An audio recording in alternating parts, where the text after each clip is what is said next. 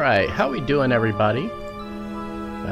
Sorry for the picture quality. It looks like Discord has made a change, and I can't do anything about it. Welcome to another session of Stealing Dragons here on Forgebreaker, and tonight we are going to continue our fun little adventure with the dung sweepers, and then going to try to find us a talking horse, apparently. Don't have a lot for today. Ascension is Sunday, Tyranny Tuesday, Giants Wednesday. We're back here on Friday, at least that's the current plan, and then next Sunday, not this coming Sunday, Entropy. So hope you'll tune in for all of that. I'm pretty sure everybody's ready. You guys are good here, right? Yeah.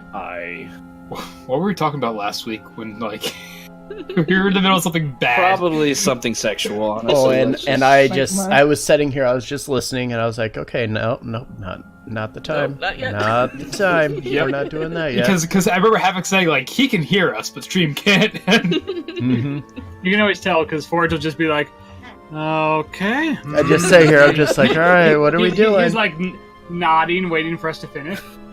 You just need to set it up the way that the Critical Role crew does to Matthew Mercer at the beginning, right before it goes live. They just say obscenities and just fucking stupid shit, and he's trying to make him laugh or break right before he does intro. All right, so we're good.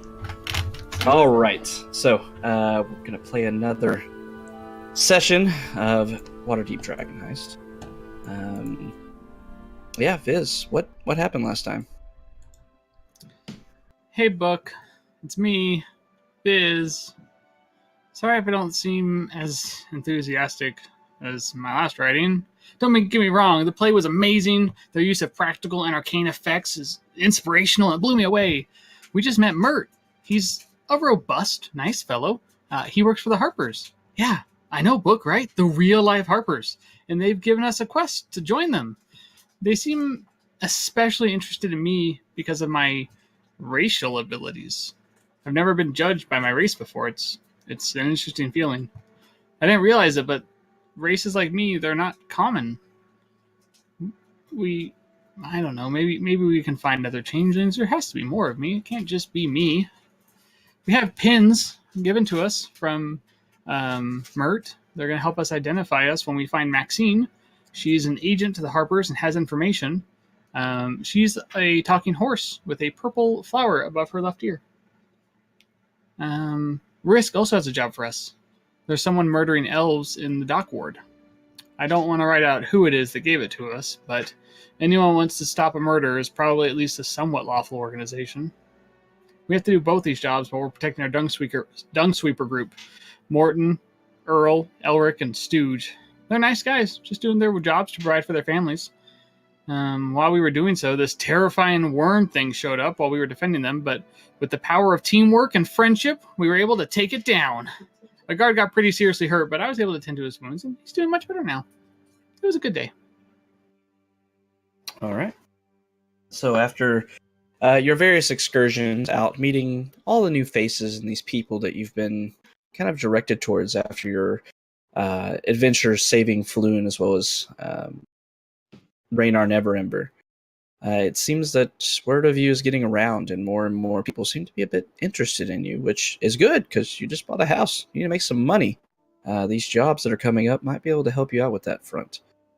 So with that, you find yourself after the day of fighting this carrion crawler, heading back after finishing your rounds with the dung sweepers. Once again, you do still have 8 days or so to help guard them in some capacity.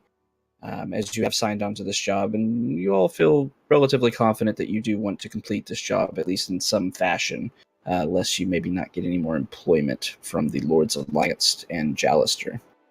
But after the day's rounds have gone through, you've made your way back to Trollskull Manor. Once again, you haven't had a fight in a few days, so you're kind of tired out a little bit. All of you decided to turn in early, not really having a whole lot to talk about, resting for the evening and such before your early wake the next day.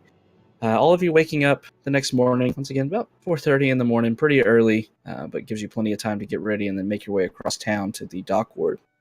to meet up with the Dung Sweepers. But all of you feel a bit stronger, a bit more enlightened with your experiences thus far. And as we divulged in the end of the last session, you are all now level 3. Level 3. So, Level 3. getting stronger.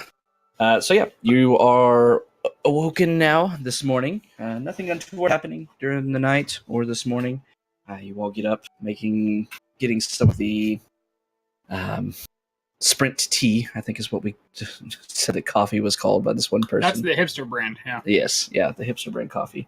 But you have some more coffee and such there at the house, so I imagine you're all kind of waking up in the morning, sitting in the main room here in Troll School Manor, getting ready to start the day.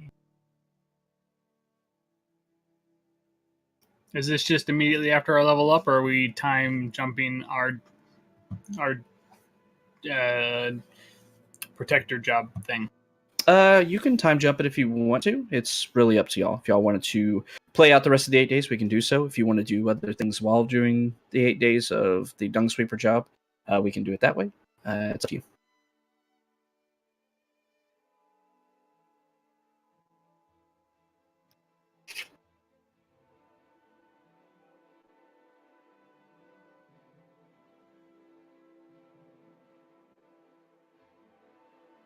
I think I want to help contribute towards whatever like metal fabrication Jot needs done for our coffee machine and grinder stuff. Because it was going to be like a couple gold, but we were going to need to find someone to fabricate it. So I would help contribute to that cost. Okay. Yeah. Once, basically, either... what time are we typically getting done with the Dung Sweeper job? Just about sunset. Sunset. So most shops are probably starting to close at that point as well? Yeah, Yeah, minus the taverns, inns, things of that nature, but most like regular shops are closing at that point. Then I would just say time skip, and then I have a bunch of errands to run. Okay. Is there anything anyone wants to... It's hot in here. I need to turn my fan.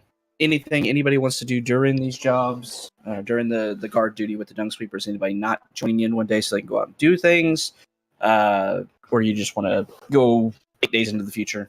Me kind of recap. I'm going to be everything that training happens. my puppy to murder. To murder. Okay.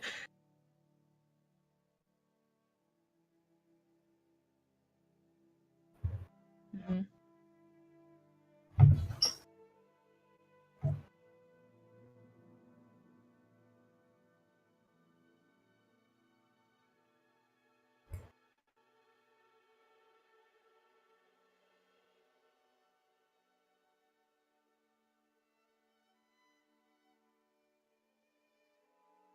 Okay. All right. Any other requests during this 8 days? I don't want to skip the. I want to skip the or time skip the shift with the Dung Sweepers, but do something in the evening. Okay. Anything in particular? Oh, I want to go to the Dock District. About this guy slaying the elves. Okay. I don't want to let that kind of wait for let's just let them get 8 more days with the victims, then Right. go deal with it. Okay. Like that Fair, kind of fair. seems like it has to be done at night. Yeah. Based on the way it's described. So Yeah, you Yeah, were told by I Dabble think- that it was I think all we're happening. going to dress up someone as a helpless elf sailor and have them parade around saying, "I sure do hope I don't get murdered."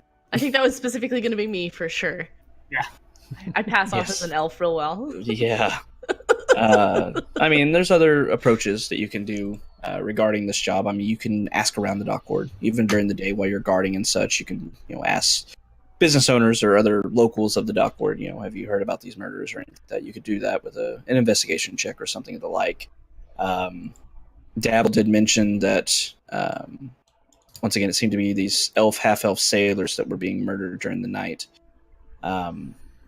Didn't give you a whole ton of information to go off of, but he did kind of mention that taverns would be a good idea to keep track of regarding this, as it seemed to be the timing of these murders always during the night, probably leading you to believe that it's people leaving maybe after drinking a bit or something along those lines, making them pretty easy targets for this would-be assassin.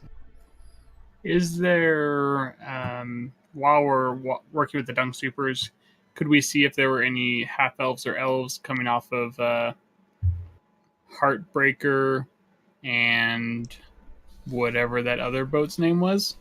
Hellraiser. Heartbreaker and Hellraiser. And They were the two smaller ships that were ferrying something to the larger ship called the Eye Catcher. Mm-hmm. So, Okay. if that's possible, like I don't know how close their route got to the actual docks. The dock sweepers. You spend a good half of the day actually going back and forth to the docks. Once again, they kind of sweep left and right, east to west or so, across the dockward. So occasionally meeting all the way up to the docks, moving across them, cleaning up, moving back across to the east. Once again, very methodic, moving through the streets and the alleyways. Okay. So, in an attempt to start gathering information and looking around at things during this time, we'll say the first day goes by, you're all casing, protecting the dung sweepers, but also trying to gather information. Everybody give me a perception check. Investigation checks. Investigation camp. Yes. Could I also just roll a general perception check for a horse with a That's feather much in its better. ear? Horse Thank with a God. feather. It wasn't perception. I looked over him. I'm like, Liz, you suck. It was the wrong roll. It doesn't count.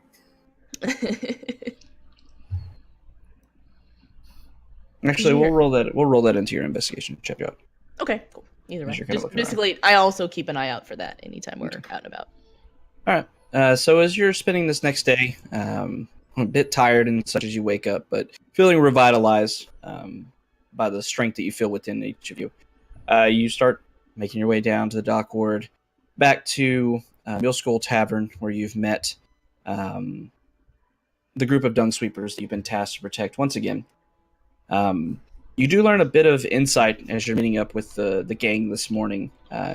Every time you've gone in early in the morning, it's been somewhat empty a bit inside the tavern itself, which kind of makes sense just because it's really early. But at the same time, you do pass other taverns and see that they're somewhat populated, having breakfast, for the early goers here in Waterdeep. But this place is surprisingly thin in their number. And the clientele that you see inside all kind of seem the same as your dung sweeper charges. You get a bit of insight Welcome from back, the dung Raven. sweepers that this is actually the Thank guild you. hall for the dung sweepers. Very much appreciated. This is where friend. they all meet and congregate.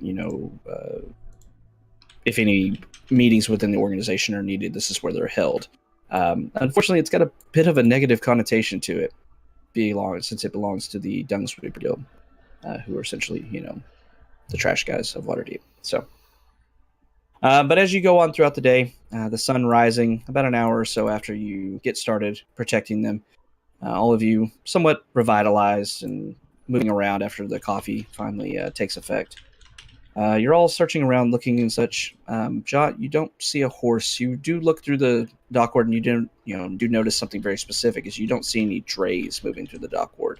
None of these passenger coaches and such, which makes sense. It's the dockward. It's not the most pretty place. Not a place that really tourists want to go to. Smells funny, kind of smelling all the time. Not the safest place out of all the wards.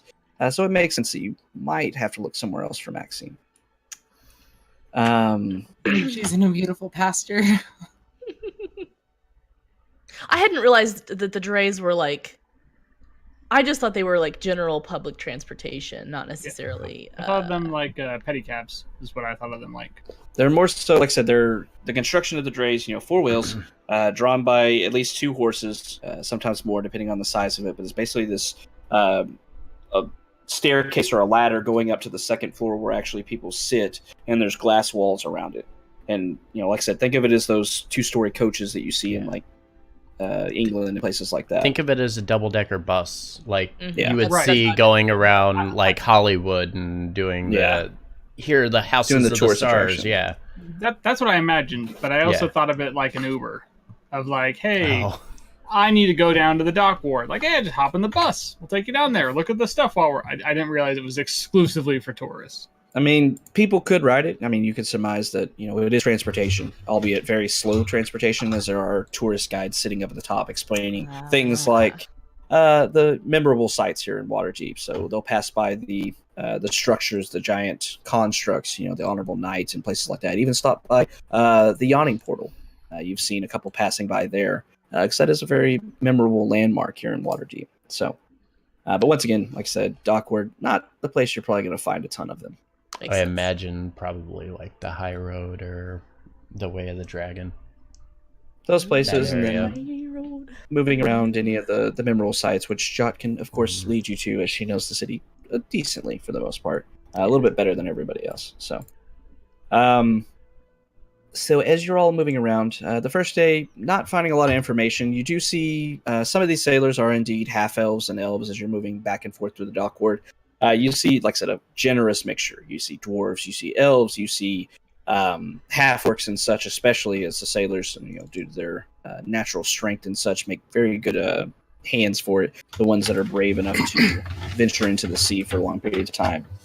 Like I said, no more or less than any race, but half-elves and elves you do see quite a few of.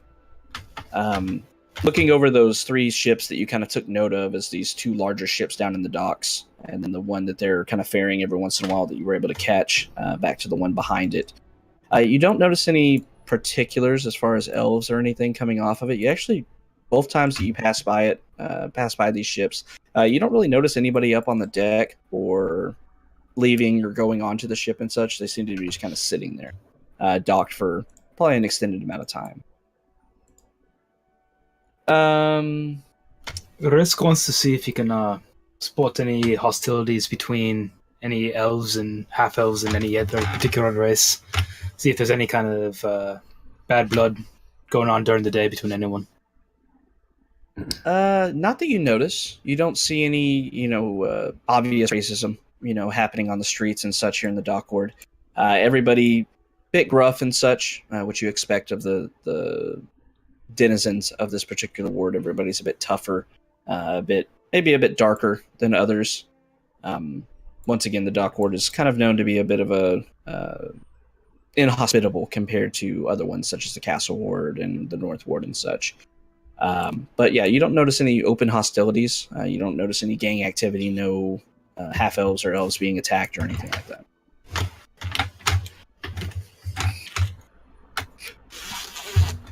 So with that, you go through your first day, not gaining a whole lot of information. You just inquire here and there with people. Most people don't seem to know what you're talking about when you inquire about any murders that are happening. Quite a few people just seem kind of shrug off. Murders happen every day. It's just something for the city guard to worry about. So at what point do y'all want to look into searching the Dark Ward at night, or staking out somewhere, or setting up an elaborate ruse? When do y'all want to do that? Do we maybe take note of some of the taverns in the area? And did anybody know? So nobody knew of specifically decapitation. That seems like that would be notable. Would be, you would think. Nobody knows about it. Nobody that you asked, no. Okay. Should we just go out in the middle of the street and yell? Does anybody know about this? You got decapitated. Once again, like I said, when you're gathering information in this process, you're guarding the dung sweepers, so you're out in the streets and such. You're not going into businesses, going into taverns or anything like that to go ask these clientele or the tavern owners or anything like that. You're not getting the best information. You're kind of just asking people on the street. So we need to go out to the tavern at night.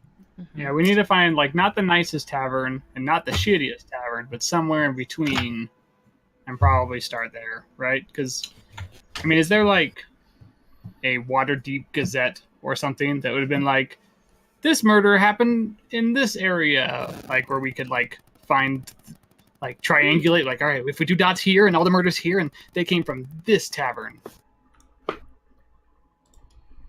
There is not a Waterdeep Gazette, as much as I would like to make one. I just don't have time to make a newspaper between sessions. Town crier who goes around decapitation. You feel that might be frowned upon in Waterdeep. The sense of unease and cause panic and such might be frowned upon.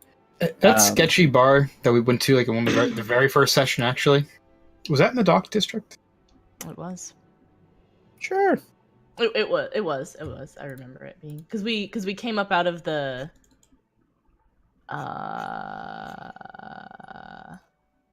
Oh yeah. It's called the Skewer Dragon, and they Oh, only have I'm thinking of the stairs Scott- that aren't broken. Hang on. Yeah, I was thinking of a different one. Yeah. I mean, you know of that one. You know of there's several here in the Dock Horde. You start at one every morning. Mule School Tavern is also obviously a tavern. Mm-hmm. I kind of want to start at the place with Scarface, the bartender. I feel like we could, like, while we're working with the Dung Sweepers and we've earned some rep with them, we could also talk to them since their faction building is the bar. We could talk to them as well. And be like, They hey, also- what do you guys know start about pretty- elven decapitations? They start pretty early in the day. There's a good chance they found a body. That's the point. Viz, make a persuasion check.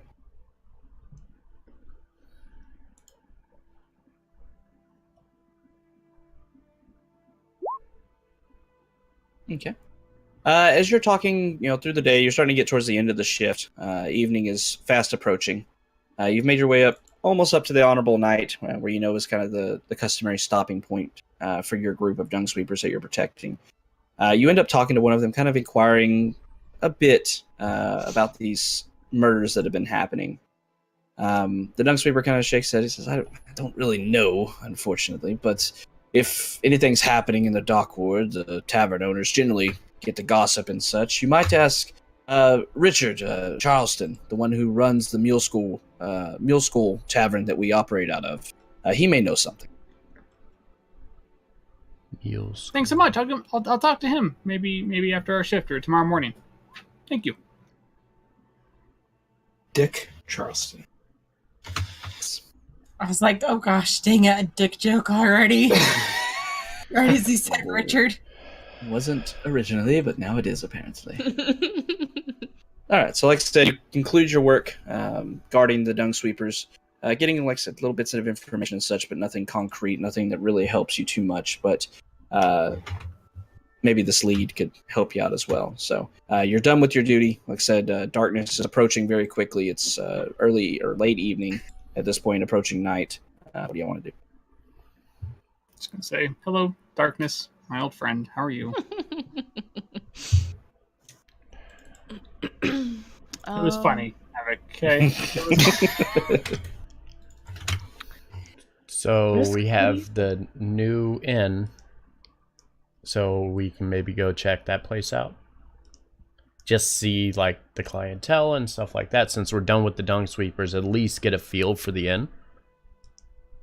Which inn? The new one. I've already forgotten the name. Yeah, Mule School Yep. Tavern? Yep.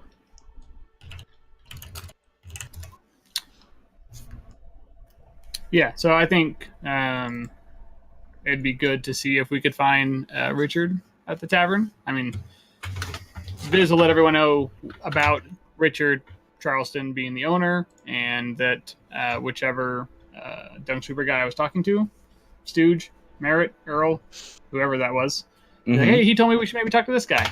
So I'll tell that to the rest of my party and see how they feel about once we clock out for the day, if we just go back to the tavern and get some nice brews to relax, and we can talk to Richard. I would like to go hunt for some dick at night. So you don't have to hunt for it. You know right where it's at. It's at the tavern. It's where the dick's at.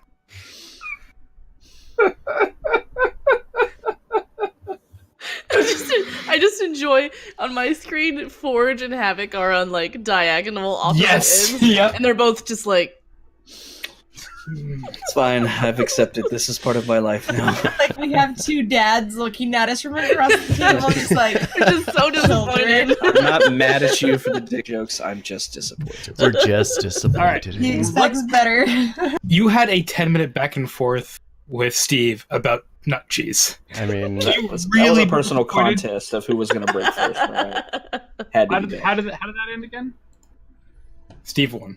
All right, I'd like to go to Mule School Tavern, please, with my bestest friends. All right, everybody going to the tavern? Yes, sir. Yes. All right, so you find yourself making your way down to the southern part of the dockyard where Middle School Tavern lies. You've been there several times up to this point, but not during the evening. And as you do approach, um, the people are not as loud because there's not that many of them. So as you approach, moving into the tavern itself, you do see behind the bar is apparently the owner. You've seen him every morning when you've walked in, always a bit sleepy and such, but wide awake now and serving drinks out to the 10 or 12 or so people here. This tavern's pretty large, not quite as large as the yachting portal, but it's a fairly established place, but you notice there's not a lot of people within it. But a few people are drinking, sitting around. You do recognize quite a few of them based on their garb and the bags and gophers sitting by their side or dung sweepers. But you make your way inside. There's a bunch of lined seats up in front of the bar. Plenty of you for you to go sit down at.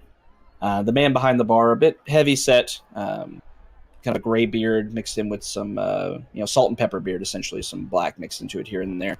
Very thinning hair. He's obviously a bit older gentleman, human. As you're moving up to the bar, he looks over and says, "Aye, welcome. Oh, you're the ones that have been guarding the boys in the morning. Yes. What do you be having?" Hi, Richard, right? Aye, yes. Sir? My name's Viz. Yeah, we've been helping. Would you say the boys? We've been helping them in the morning. These are my companions. I'll point to everyone, let them introduce themselves. We assume they do so. We introduce ourselves. he nods to all of you and he says, "Aye, yeah. The boys talked about you the other day, or yesterday actually. They came back here after their shift, told about that menacing creature y'all ran into, but of course you adventurers took care of it. Good work there." Oh, thank you, sir. I was wondering if I could bother you with a question about something that's been kind of on our mind recently as we've been working in the dock ward. That he nods. You see him cleaning a glass and such, and he leans forward and says, "Aye, sure, yeah."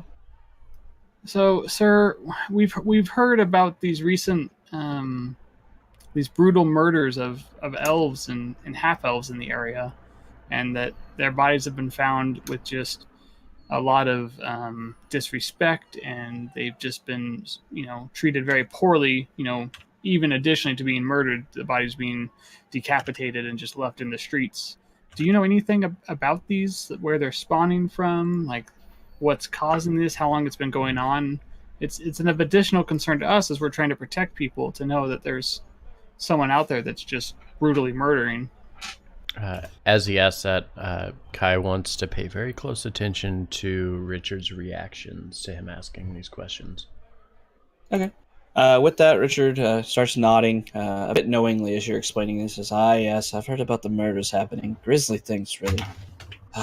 No leads or anything that I've heard, at least the few city guard that stop by my establishment occasionally. But, yeah, it's a terrible thing, really. Hope to find out whoever's doing it soon." Do you know where the bodies were found? Like, were they all in similar locations at all? And I also want to, I want an insight to see if he seems particularly bothered about this. Like, if he actually, it's like, oh yeah, is he like, oh, that's too bad, a couple elves end up dead, or is he actually bothered by it? Okay, give me an insight check. As you ask that, Jot, he thinks for a moment, says, there've been a few that I've heard about. I can't promise I've heard about them all, but typically they seem to be kind of in the darker places, alleys and such, but one of the city guard did let it slip the other day that all of them seem to be located around the taverns here in the dock ward. One was even found just a few streets down from mine. It's terrible, really. I wasn't sure who it was. I hope it wasn't one of my patrons. Risk, as you're listening and you see, worry and a frown and such crossing his face, definitely seems to be a bit concerned about these murders. Logically, it makes sense. If people were murdering his patrons, they can't come back and give him more money. So it doesn't make a lot of sense for him to be excited about it. And he definitely seems to be showing concern. Risk is going to kind of catch someone's eye, one of the group's eye, and nod over his shoulder to a drunk half-elf sitting by himself. And as all of you catch Risk eyes, he kind of nods behind him.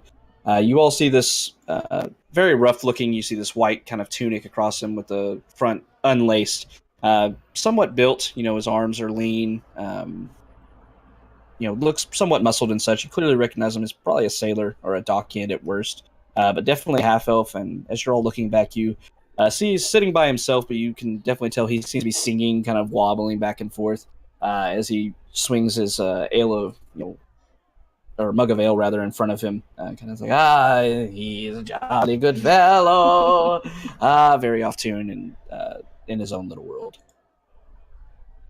May want to keep an eye on him. That could be a prime target. Are we going It's to a use him as criteria. bait? I would wouldn't- much rather be the bait.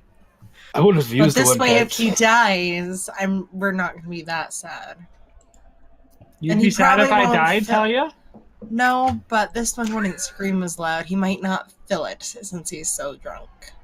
I would like to insight check Talia right now.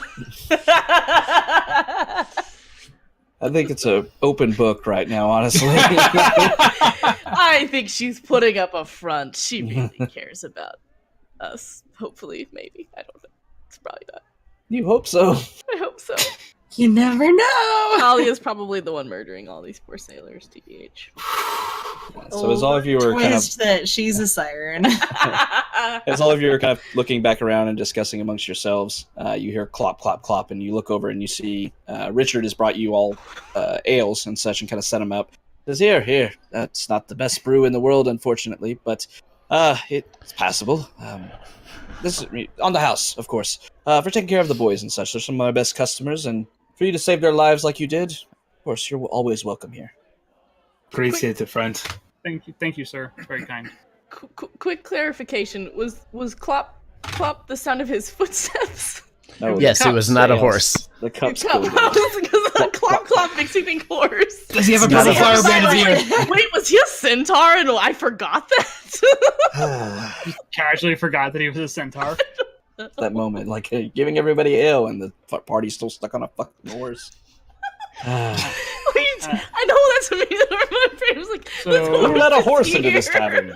So I guess, as a group, should we, this is just one tavern of probably a dozen in the whole dock ward, right? A dozen? 5, 6? Like, how many do we expect to exist in this area? Probably closer to 10 or so, maybe, Okay, so, like, at least. we know of 2 taverns here, right? Are we going to go bar hopping? I mean, we could stay here and we could get this gentleman back to his barracks or whatever, and make sure this drunken half-elf sailor gets home safe and unharmed, or we could go find other barkeepers and talk to them and see if we could find more information. Like, it's likely if a murder happened there, like, let's just say he's picking taverns at random, he's probably not going to hit the same tavern multiple times in a row. There hasn't been one here in a few weeks, he said. I don't know how is there a murder every night, GM? Like, It didn't seem that way based on what was told to Risk. It seems to be a sporadic incident that's happening, no rhyme or reason behind it. It's just something that's happening here and there. okay, so real quick, all right, guys, why would someone target sailors, and why would someone target elf sailors specifically? Maybe they Travelers don't are like their ears. travelers are an easier target. They're not citizens here, so nobody really here would care. If they were actual citizens, it'd be a little bit of a different story. Maybe they should stay off the sea and they wouldn't get killed. You don't think it could be someone trying to find a specific elf sailor? Like, maybe there's someone specific on a ship or something, and they're looking for that specific person. I was just trying to think, like, how would we know if we're at the right tavern, right? Because if we do the bait, or if we're following someone or whatever, like, what is the motive, right? Like, how do we determine, or what should our best guess be? If there was a rhyme or reason, they wouldn't just individually pick out just drunken sailors to kill. I'm a bit curious as to why it's half-elves, but to be honest, it doesn't really, as Richard said, it doesn't really make sense why they're just picking random individuals off. unless there's a guild association at play it here. just doesn't seem random to me. Like half elf or elf sailor seems like a very specific type of person to be killing. And to me, my first thought was that there is a specific half elf or elf sailor that this person's looking to kill, and they don't know who it is. So they're just saying, maybe they're finding them in bars and getting them drunk or something, and then they're killing them until they find the right person. I don't know. Ritzka's going to look to Richard and ask this drunk gentleman in the corner, do you know him? Is he a regular? With that, Richard looks back and sees him. He kind of grins a bit. He says, yes, that's Heldar. He stops by here quite often, usually gets shit-faced and goes home for the evening. Is he part of... Go ahead. About how long does he usually stay? Is he about ready to head out, or is he going to be here for a couple more hours? Or with that, you see Richard kind of grinding, rubbing his beard and such. He thinks, he says, he's pretty far gone now. I'd expect maybe another hour or two, and he'll probably take off for the evening.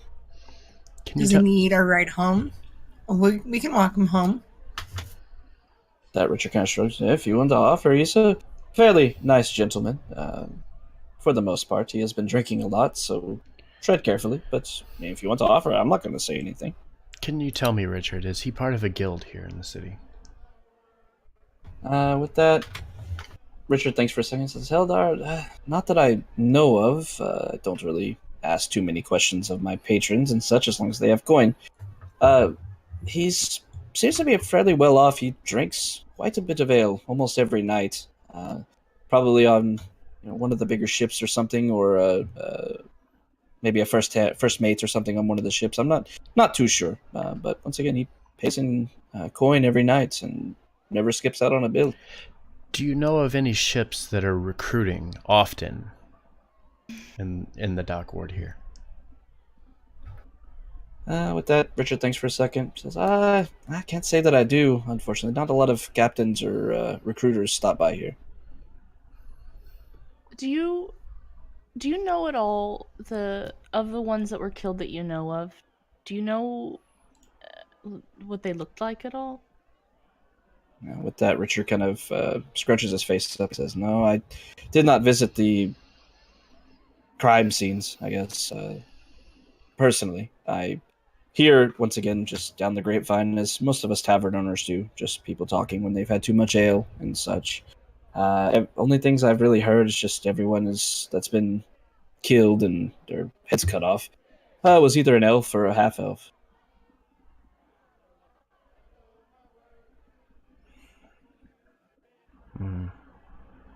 they from the same ship by any chance? They work for a similar crew.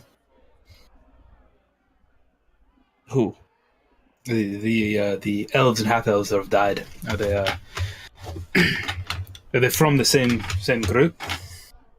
With that, Richard once again shrugs, says, I'm not too sure. Once again, I don't know who they were. I've not heard any names and such, and no news has come to me about whether or not they were part of the same crew or dock hands or just elves and half-elves. That's it.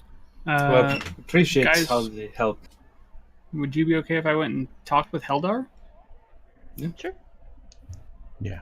All right, I'm gonna grab my mug of ale. I'm gonna pour a little bit out. Seem like I've been drinking some. I'm gonna assume a little bit more of a half elf appearance. Get my face a little more slender. Get my ears a little more pointy, and my hair is a little bit shorter, so it's noticeable. And I'm gonna kind of stumble up behind Heldar at his table and be like, "Hey, can I sit with you?" Everybody give me perception checks when that happens. Viz, as you move forward, except Viz. Viz, as you move forward, you see the half-elf kind of looking up at you. You see his eyes are kind of glazed over and swimming. Obviously had quite a bit of ale. He looks up at you and says, a friend! How are you? I'm great! Yes! Please, sit. We'll have some ale and tell some stories. I've got some. Yeah, I have so many stories, but you're a sailor from around here. That's amazing. What's it like, friend? With that, he leans back, kind of back in his chair and everything, holding the ale. He says, I tell you, it's a rough job, really, but it's the only life I know. Sailor's life for me and all that fun stuff. You're so brave. I mean, especially with all those those recent attacks nearby? Hopefully, no one you know has been hurt or anything like that.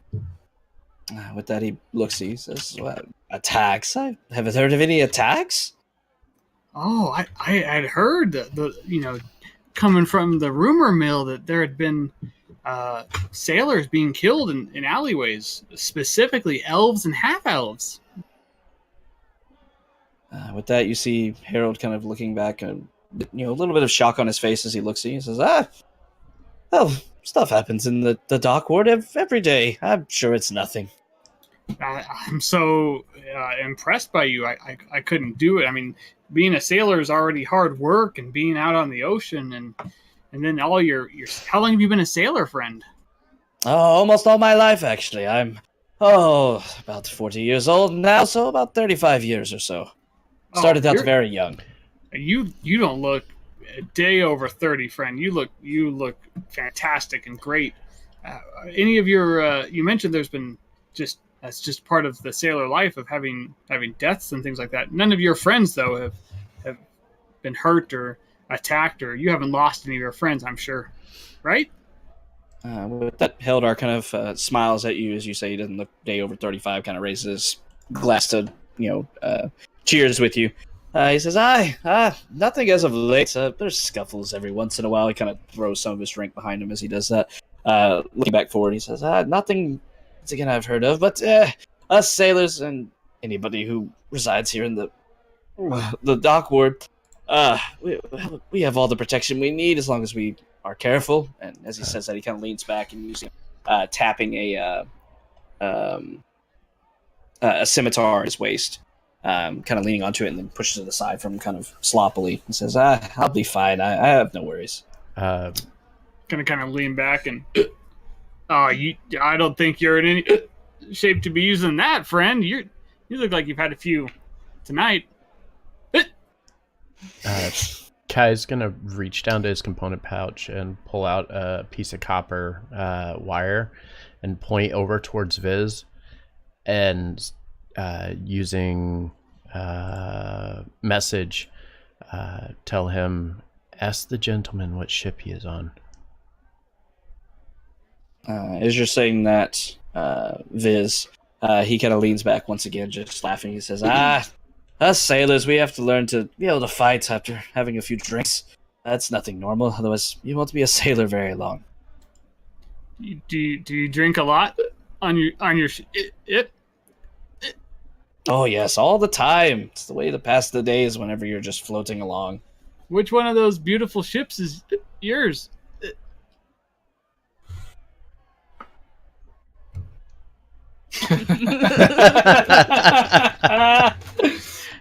Well, while you're doing your looking, He just specifically told me to ask that question. Why And are you weren't acting ready? Surprised? I want to be looking around at everyone else, like in the tavern, and just see if anyone seems like they're paying particular attention to the two of them. Okay, give me a perception check. No, I wasn't ready because the webpage I brought up. I searched ship names. I got couple name generators. Ship Wikipedia entry. What does shipping mean? Bodie McBoatface. Yeah, no. With that, Hildar leans back. He says, yes, it's a magnificent vessel, a galleon, that I sail on occasionally. I'm one of the captain's first hand, right hand and a first mate, if you will. Currently, we're in dock for a week or so. Whew, that was some good ale. No, but the ship's name is the I don't like any of those. One second. He's not important. Apparently not important. Either that the or ship is called the Elwick. The Elwick. Okay. Is the Elwick ever looking for new sailors? Maybe I could be a sailor. I'm strong. I can drink a lot, and I could learn how to use a scimitar like that. Maybe I could be a sailor. Make a persuasion check. We're about to lose Viz, y'all. John, as you're looking around, you see mostly everyone's talking amongst themselves at their tables. 2 or 3 other tables with patrons at them. Nobody seems to be paying much attention to Viz and Heldar. Okay. Was there anything like you had us all roll perception checks a second ago? Was there something? It was to notice Richard saw me transform.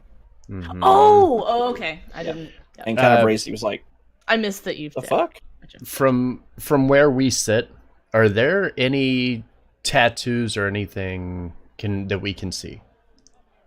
I have tattoos. Viz has tattoos. Sorry. Yeah, so aside from the ones that you come to know on all of your party members, you see a few of them, few of the sailors and the dung sweepers that are populating the bar. Some of them have tattoos, but nothing that you recognize. No snakes or eyeballs or anything like that. And nothing on the individual that Viz is talking to. No, you see he's actually pretty fair-skinned, no ink marring his skin at all. Okay. Viz, as you're talking to him, you see Heldar kind of leaning forward, leaning on the table kind of heavily, and he raises an eyebrow at you. I don't know, you don't really look the type. Hell, you've had, one drink since you came in? You could barely hold that. You would never make it on a ship. I can hold my strong ale just fine. And before I got here, this isn't the first tavern I've been to. We go to lots of taverns, but you're the first sailor I've seen being brave all by himself, so I just thought I'd talk to you. You seem like a good guy. With that, he leans back and says, I suppose. What's your name, friend? My name's Viz. Well, if you've been drinking all day, then what's one more, right? Richard, another round for me and my friend here. And he holds what's left of his, spilled goblet up towards you to cheers again. Yeah, absolutely. Let's finish this. I cheers him and I finish my drink that I already dumped out. That moment, I wish I could give him guidance because of the con save that's coming up. I'm gonna see if I can steal a glance towards Kai and be like, "What else do you want me to ask this dude?" Kai just kind of shrugs. He's trying to listen in, but he's not gleaming any information off of him. Okay, so with that, after a minute or so passes, Richard comes around the bar, bringing two more flagons of the ale, setting them down, taking your other cups. He kind of looks over at Heldar and says, Heldar, don't get too drunk now, but these guys, he kind of points over to Viz and the rest of them. It's like, you could always ask them to take you home if you not, don't want to get lost and such. You've had quite a bit tonight. With that, Hildar kind of laughs, looking and says, it'll be fine, Richard. I of course wouldn't mind company if those over there, he looks looking at Viz. He says, those are your friends. Well, come over here. Join us. It's more the merrier, right? Yeah. We all look at each other and pretend like we don't know him. Although I think we should actually we should take these drinks with me, and you should, tell me more tales of sea life while we walk. Tell me about being a seaman. Tell me more of your seaman ways. The seaman lifestyle, if you will. We typically go by sailors. Seaman has a bit of a derogatory term towards it. Usually, I don't really care either way. But no, kind of looks around. He says, I'm ready to leave. I have another few drinks in me at least. Please stay. I don't get to talk to people usually. Oh, but it's such a beautiful night out, and like I said, I'll never get to see the stars from your perspective. But tell me about the dock ward and the sailor life. I'd feel so much more enriched if we walked and drank together. One more Please. persuasion check. I said, please. He's got a +7. Come on. Digging for it. Hey! Yes. So about 30 minutes or so has passed. You can clearly tell from the windows out of Mule Skull Tavern that darkness has definitely overcome Waterdeep. Viz, as you're asking once again, you see him thinking and looking around and kind of looking at his fresh drink. He says, I suppose I can even take you down to the docks and let you see our ship. It's a beauty, really. Of course, I can't take you aboard. The captain might be a bit upset if I do that, but I can at least show you around it and tell you a story or two. But after this drink, Of course, seeing the Elwick would be amazing. Just the brief times you've mentioned it, I'm already so enamored by the sound of it. It sounds so fake a sway back and forth. It sounds so cool, man. Daddy nods. It's an interesting life that we lead. Maybe you'll decide one way or another if it's something you want to partake in. After some stories. I'm gonna lean over to Risk and say, "Shall we go get our boy before he gets himself in trouble over there?" I don't know. I think he could handle this one, but let's keep an eye on him. Is my back to them? They're kind of off to your side. You're sitting there over here. Do I hear him say that, or notice him like seeing that they want to come bail me out? It was like a kind of like whispered like. I just want to try and convey like I've got this. And so I was gonna have a tattoo show up on my arm that says I've got this.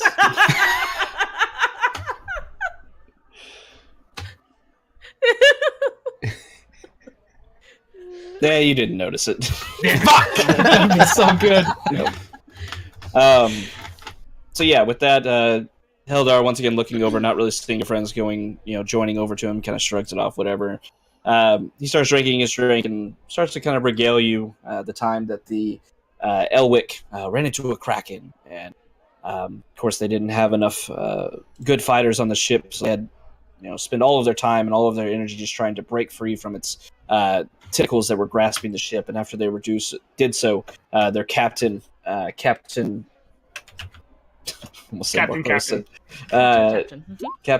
Marwick was able to steer the ship away and escape the creature's grasp. Very thrilling story that he tells you. But by the time he ends it, he finally finishes the last of his ale. Once again, a few more minutes have gone by at this point. With that, he kind of leans over looking at it, and he says, I suppose we could get going now. Oh, wait, Richard, one for the road for me and my friends, and we'll be getting out of your hair for that evening. When he turns his back, I want to dump out the rest of my ale. Yeah, he's clearly looking over here, not paying attention to you at all.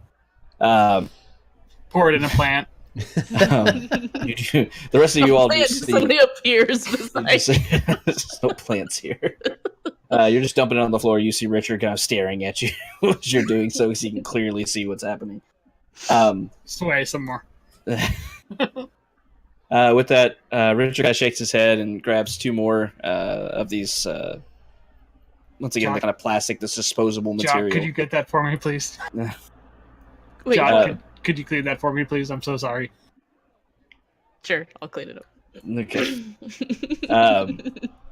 With that, once again, getting these kind of disposable cups that are popular here in Waterdeep. Richard goes ahead and fills two of them up, bringing them once around, seeing the ale now gone, kind of peeking around Viz, but kind of shrugs, saying, well, okay, whatever, must have went through the floorboards. Hands them off to both of you, looks at you both and says, all right, for everything you've had, Richard, that'll be, 14 silver pieces for you, your friend here.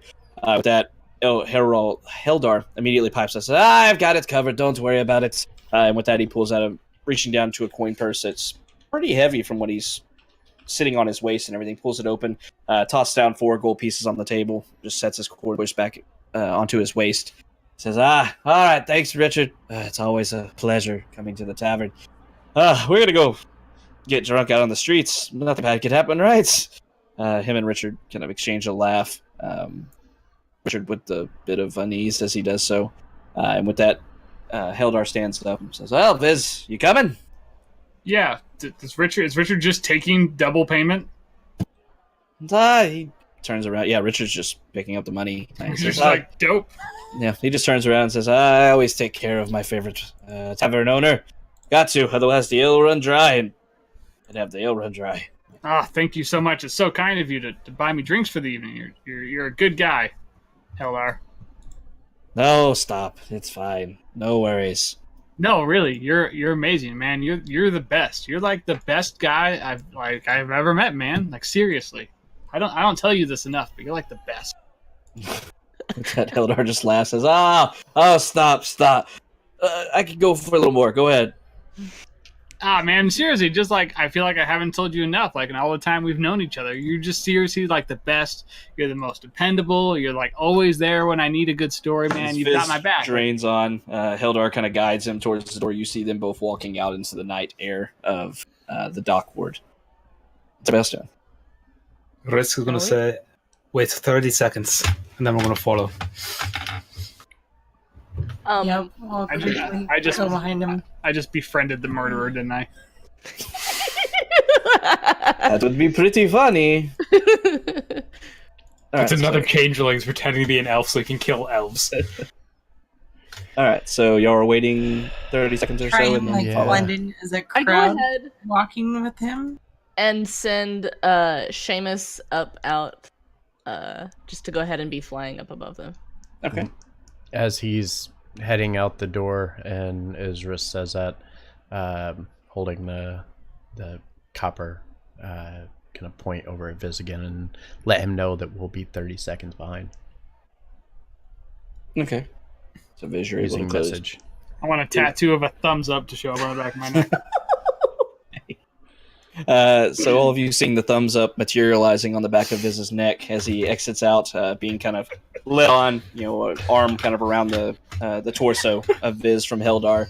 Hildar starts to break out into another story about this great shark that once swam up next to the ship, but never did anything, just kind of swam along, much like a dolphin. It was very odd, spooked the crew and such. But with that, you make your way into the night air. You start heading down to the southeast. The scent of the sea clearly into your nostrils, almost overpowering. You're very close to the dock proper at this point. About 30 seconds or so, the rest of the group nods over after taking your free ale, not having to purchase any more. Nod back to Richard. He kind of nods a bit knowingly, knowing that you're going to follow your friend and such, wishes you a good night, and the rest of you vacate out of there. Everybody but Viz, give me perception checks. Shoot with advantage. What's his grip on me like? Is it like uncomfortably tight, or is it like? Nah, it's like two buddies walking down the street and everything kind of. Right. It's not holding on to you. If I needed to run away, I could, though, right? He is not grappling you. Okay, perfect. That was my concern. Was all of a sudden he grappled me, and now I'm out of the bar getting shanked. All right. So as this motley crew is making their way down, how far or so when you move out? You're about 60 feet or so behind Viz and Hildar. Y'all want to maintain about that distance? Move any closer? About 30 feet. About 30 feet. Okay. Where are we on the map right now? Y'all are. Grab your token. I want to be like down here-ish. when the opportunity arises to like just like real dramatically like laugh when he tells me a drink and slosh out some of my drink as frequently as I can. Okay. Make a performance check. Are they heading down one of the main roads here then? Heading down, you see coming off of Ship Street, where the Mule Skull Tavern is located. Hildar begins kind of making a bit of a turn off of it as you get a bit further onto Sternpot Street here. Obviously, turning to the right, going down towards the docks themselves, kind of in the most direct route or so. Okay. Dahlia, do you think I could ride on your shoulders?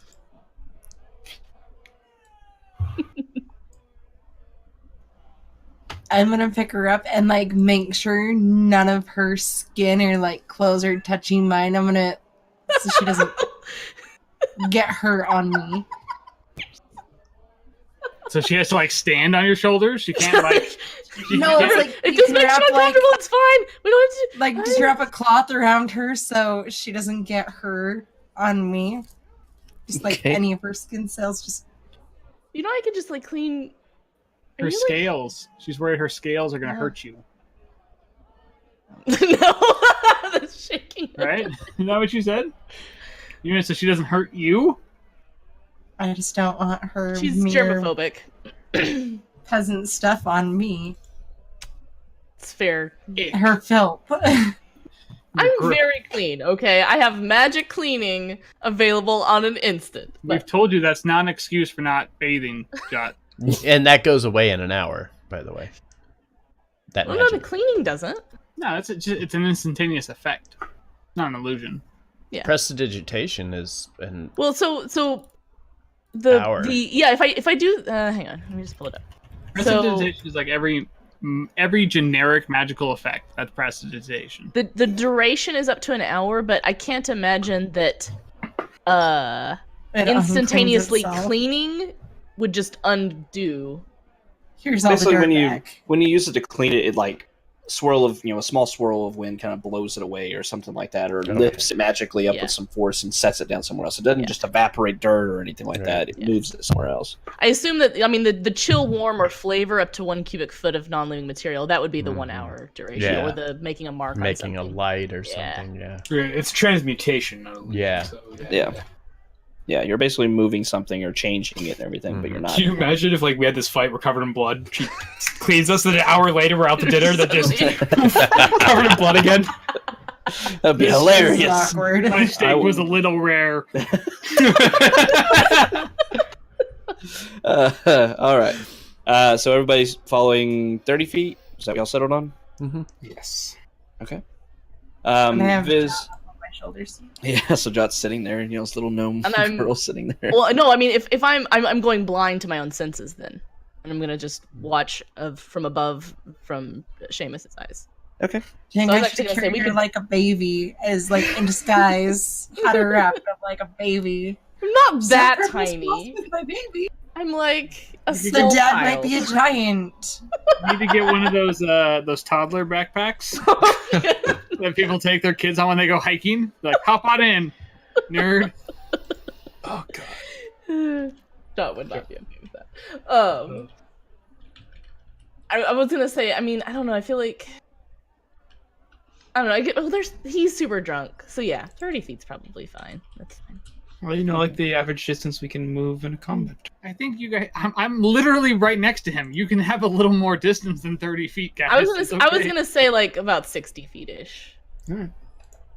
Because that way, if somebody's like Yeah, that works. following him, they maybe don't associate us as following them I also. actually was considering, since we're going towards the docks, is splitting off and going down the road to the side instead of going directly behind them. Don't split the party. You're an elf, so I don't think that's a good idea for you to be by yourself. Let's have some fun. But if you want to go off by yourself, I'm deaf and blind to my own senses, so I don't know anything. Yeah, that's what John needs. Fuck you. Only for when you're temporarily blind and deaf. Jock, can you make that for us? Nope. Sure can't. Every time I try to make it, it falls apart. It's so weird. All right, so Hi, I Molly. pretend to be Welcome. regaled and amazed by his boring ass boat stories. okay. Really, a shark swam close? Whoa. But a little more enthusiastically. All right, so y'all are moving back a little bit further, giving them room and such. Yeah. Mhm. Okay. So as you continue on, you make your way around the street, start heading down the street towards the docks proper. You keep following along and stuff. You can hear boisterous laughing coming out of Heldar and this very odd sound coming from Viz that seems to be forced laughter that all of you recognize. It's definitely not how Viz normally laughs. As we're going, Yeah. I would be trying to both keep track of where they're going, as well as if somebody like is in an alley beside, and all of a sudden like pops out and seems like they're following them. So basically, like just keeping an eye on surroundings, very much Okay. so. Everybody give me perception checks. Do you want it? I keep forgetting. Do you want it as me or as Seamus? That's Seamus. As Seamus, okay. Let me pull it. I'm so distracted by carrying Jot. All I can Just think like, about is, Ew, is she touching me? ew, ew, ew. Double drinks. Oh damn, Beer. 2 nat 20s, nice. Let me go see if I have a beer. All right. Yeah, that's 4. Okay. So once again, this boisterous laughter coming out of Heldar, this forced laughter coming out of Viz. You make your way down. You're starting to get about 100 feet or so into this main street. As you're looking, you see all these various houses as well as a few closed businesses. So it's well into night at this point. around you. But you see between them, almost all of them are these small kind of alleyways, sometimes just barely enough to squeeze through, but some a bit wider, leading off to other streets and such. Seamus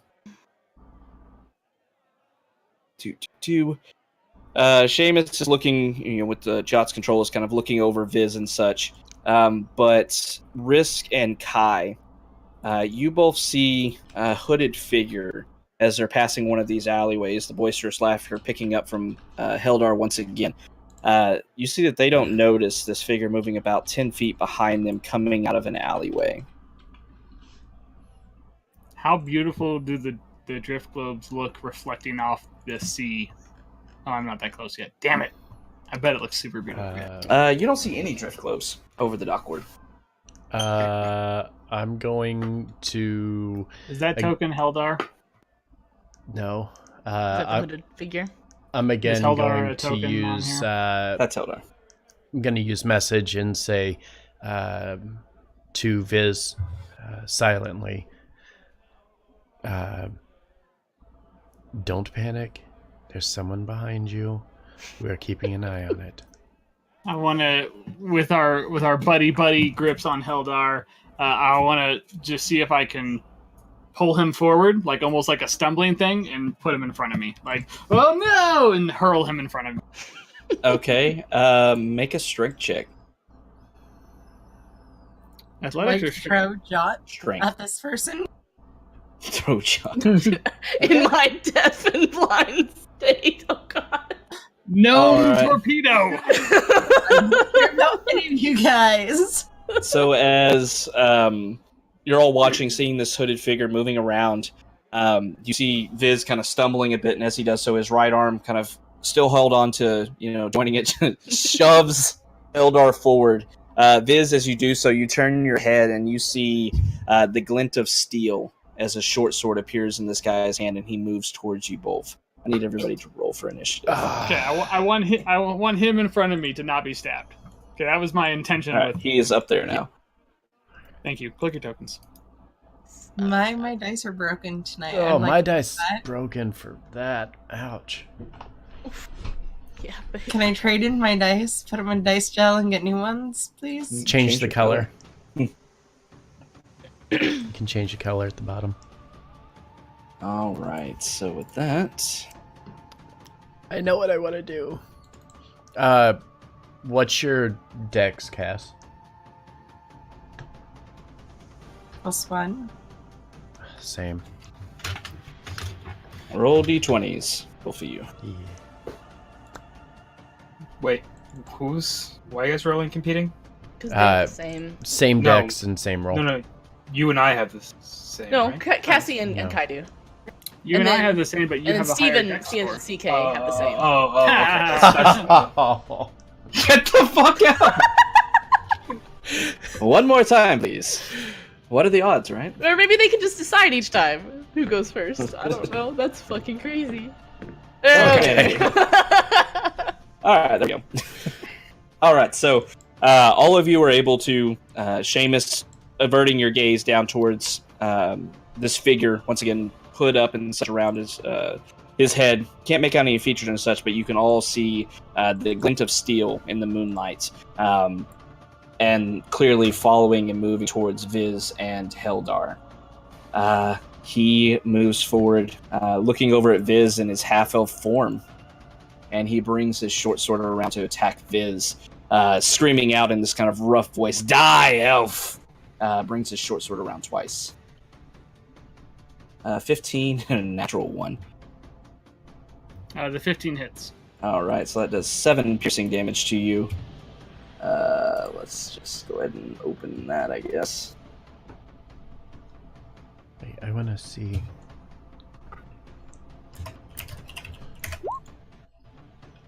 Come on, you can do it. There we go. 16, huh? Well, that's a bad one. Okay, Viz, make a dex check. Whoops, that was a save. It's a save. Is it the same modifier? Okay, well. I know Alright. it's a little. Okay. So as he lunges forward, he slashes across you. You see that he's clearly aiming for your neck. You kind of lean back and are caught across the chest as you take 7 piercing damage. He swings back, leaning back, and swings again. And as he does so, you lean forward into his attack. His arm catches on your neck, and you both trip over each other and fall prone. I fall prone? Yup. He yanks you All to right. the ground with him. Okay. All right. That's his turn. I love that symbol. It's like, oh, my back. Now my back. I love it. It's the worst natural one ever. I don't get hit and I get pulled down and grabbed. Yeah. All right. Risk. All right, Risk is going to use his full 30 of movement, and then he's going to bonus action dash. Sorry, not bonus action. Use his action to dash Okay. up to here, and then say, "No, you fucking don't." Then he's going to shoot him with his hand crossbow, Can I get a chance to say something? and You're on the ground like, what the fuck? Can't really say anything right now. A 20 will hit, though. He's already tripped. He's on the ground. Well, that was the wrong thing. Oh. Ah. Yep. All right. And so I've got a hold on. Saving throw. He rolled a 7. What's your DC? 13. Okay. So I'm pushing him. He's on the ground, and I'm pushing him away further. Yeah. And that's going to be 13 damage because I add 1d8 to the damage. Okay. So there's 6. Okay. All right. Pushing him straight down. He slides across the ground as his crossbow hits him. He starts rolling over with the supernatural force, running up against this wall and stopping this house here. Since I use my action to dash, can I use the rest of my movement to just get up right over him? Mm-hmm, sure. I'm going to strongly suggest that you stop fighting right now and put down your weapons. Okay. With that, he running into the wall. He glances back up at you. You start to see a little bit of his face peeking out from underneath this hood. You see this almost bluish or dark blue or black skin peeking out from under his hood. And with that, he grinds his teeth at you. He says, "Dirty elf lover, you'll die too." Viz. Eldar, okay? Eldar's like, "What's going on here?" Okay. So stand up and be like, Risk, what are you doing? We don't need to shoot anybody. And I want to, because he's knocked prone, I want to try and restrain this guy. Just grapple him, I guess. Try and restrain him. Okay, make it. All right. Athletics check.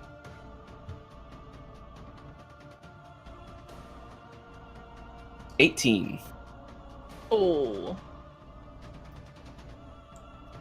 He shoves you off of him as you try to grapple him. Okay, that's all I got. All right. So Viz running over trying to restrain this individual, started, kind of tackle him. But with that, this man just bursts his hand over, kind of knocking Viz back away from him. And Viz is unable to grapple him. Jot, you're still looking through Seamus's eyes. Well, I'm gonna drop that. Peck his eyes out. Oh. So I'm sitting on Talia's shoulders still, correct? Yes. Okay. Can I jump off of her shoulders onto this square? Sure. Use 5 feet of your movement. Just kind of... Okay. Alright, so that's 5 feet of it. Okay, so then I would have 20. And go to there. Oh, sweet. Okay, perfect. So... 10, 15, 20. I pull out one of those breakfast tarts that we had like 2 days ago. It's a little Yeah. stale. And I look at the elf on the ground and say, "What do you call a mountaintop guarded by rogues? The sneak peek." And I cast Tasha's Hideous Laughter. Okay.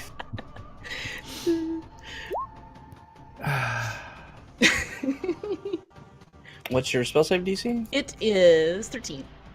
He meets it with the 13. Darn. Okay. Are He you is sure not he amused. did? Yes. That's all. That's Do all we I get got. Any disadvantages for being prone? Not for wisdom Not checks, for wisdom checks, unfortunately. surprisingly. Did he have disadvantage on his grapple check?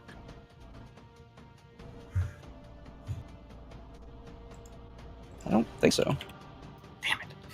Well, he rolled an 18 and an 18, so Damn it. it wouldn't matter. All right. Yeah, Anything that's else, Jot? All right. So as Jot unleashes this terrible joke, able to clearly see that this individual on the ground is not amused. Heldar, kind of taken aback by the situation, says, Why are you fighting? What's going on here? He takes a couple shaky steps back away from you all, kind of looking over and says, Why are you fighting? Can't we all just get along? Takes another drink. That's his turn. Talia. Perfect. You stay there and just drink. I am gonna run up 30 feet. If I have the right button on. Mm-hmm.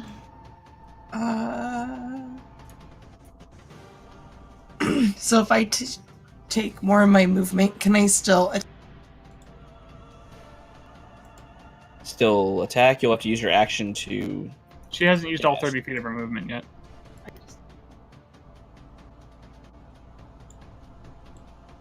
Is that not 30 feet? Is that No, I wrong with misunderstood. She wasn't paying attention. Okay. Yeah, if you've moved 30 feet, if you want to move more, you can dash, or I don't think you have anything to bonus action dash. So you can dash again. You won't be able to attack, though, because you use your action to dash. I'd like to throw my trident at him. Okay.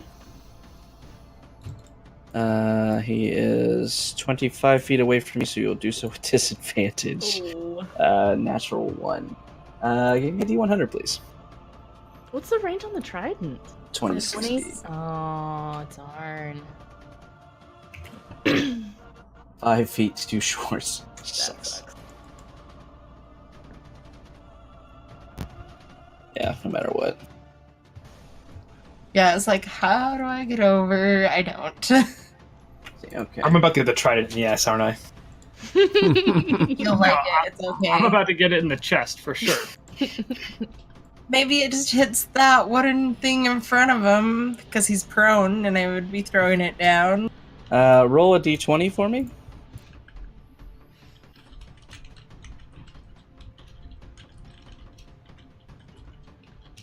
Does this song keep like slowing down and speeding up for anybody else? Yeah, kind of. They might be doing that just because my computer's lagging like crazy. So It's like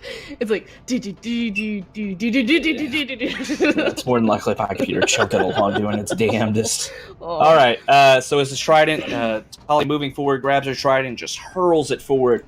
You see it heading straight towards Risk's thigh, but at the last second, it dips to the ground, losing its momentum, and skitters across the ground right in front of Risk. That was really fucking close, Talia. Catch. I think she. It's called Viz, foreplay. Viz, I think she was there before me. Anything else, Talia? I'm just gonna glare at everyone so they don't know who I'm angry at, but I'm very embarrassed. All I right. can't seem to throw this and hit anything with it. Inside ever. check. A little busy at the moment. Kai. Move up here. Can I see him? I know the cart's here, but can I see the guy that was attacking down there? Yeah, you can see him behind the cart. Okay.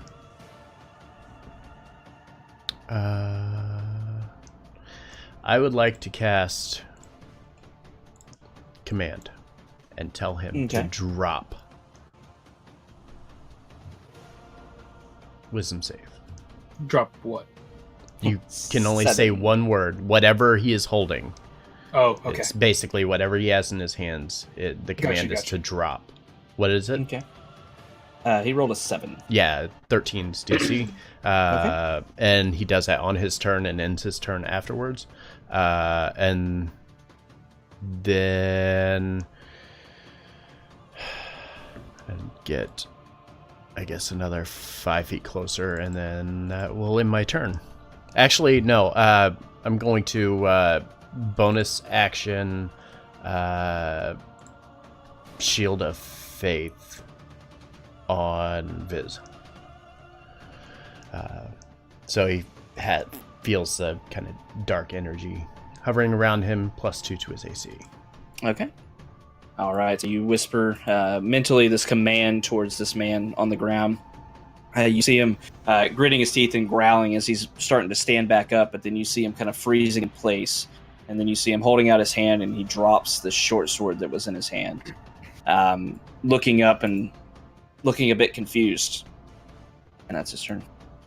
Risk. Would it take an action to kick the sword away?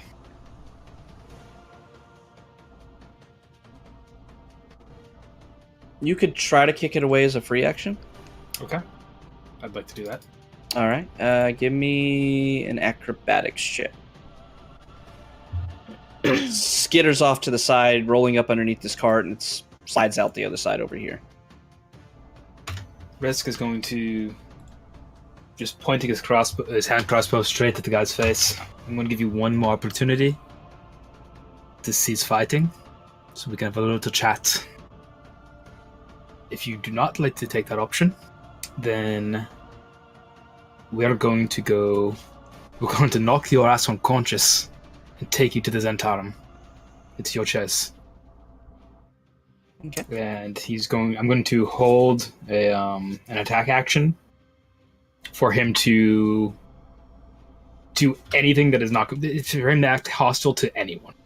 Okay. All right. Or go for the sword. Okay. Yeah. Sure. So if he moves, essentially. Yeah. Okay. You see pearlescent white teeth flashing a smile as you're talking to him, and he, kind of in a low growl, almost a whisper, he says, you think I'm afraid of you? How amusing. You fucking should be. Viz. I would like to attempt to grapple him again. Okay. Well, actually, do I get is he faring okay? Does he look not woozy? He's not kind of going a little cross-eyed or anything like that? No, not even a little bit. Cool. He looks super ready to fight. Okay, I want to attempt to restrain him, knock him on his ass, whatever I can do to get him to just sit down and talk. Okay. Actually, I'm going to suggest that he sits down and talks with us and tells us what's going on. Okay. I'm assuming with the suggestion spell and not with Yes. your witty words. Okay. All the saves. Another wisdom save, okay? Fucking 5. Hey. This lasted 8 hours. Damn. That's what she said. Yeah, for real. 8 hours. Damn. I think you're supposed to seek medical attention. After All 4, but then it's just an adventure when it gets to 8. So My what do suggestion you... was to sit down and talk with us and tell us about what's going on here. Okay. All right. Anything else? Nope. All right. Jot. Can I see that he seems to be suggested? I'll move up first a little bit. More. 5, 10, 15, 20, 25. Can Make I mean... insight check. Okay.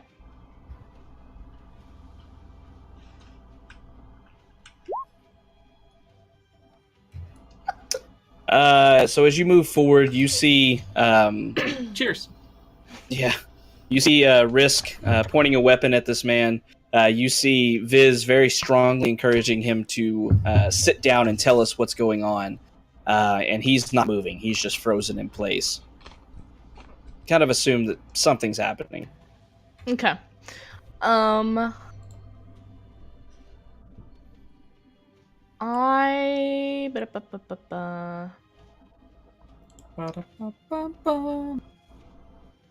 just hold another hideous laughter for if he just suddenly decides to get up and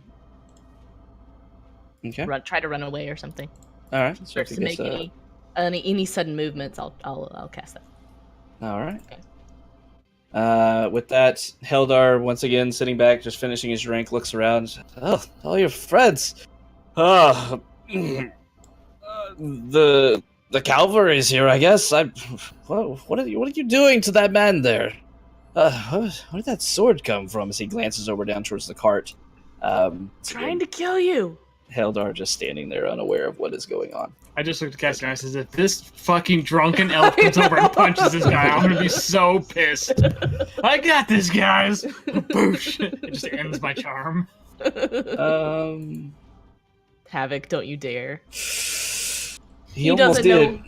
know. He almost did. Oh. All right. He's just smart enough right now to not do such a thing, but he's still trying to gather what's going on. If he was trying to talk us out of fighting, can't we all be friends? He goes over and punches a random dude who's sitting on his hands.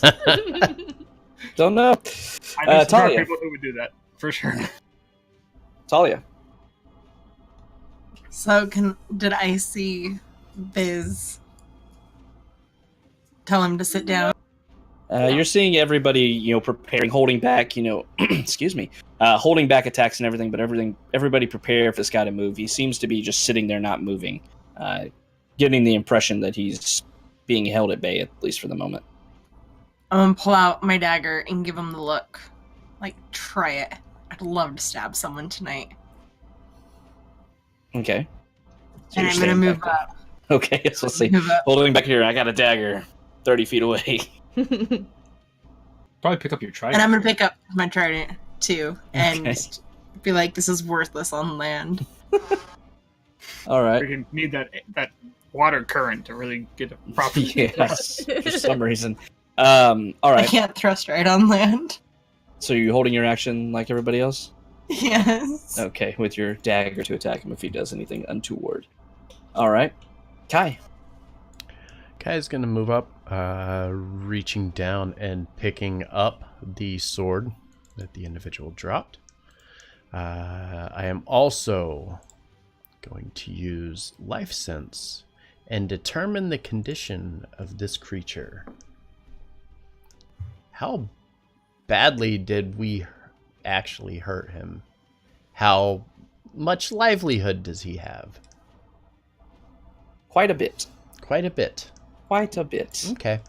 And Kai's going to kind of slide the sword off his belt here and just kind of stand again, kind of like everybody else, ready in attack action in case he gets up and tries anything.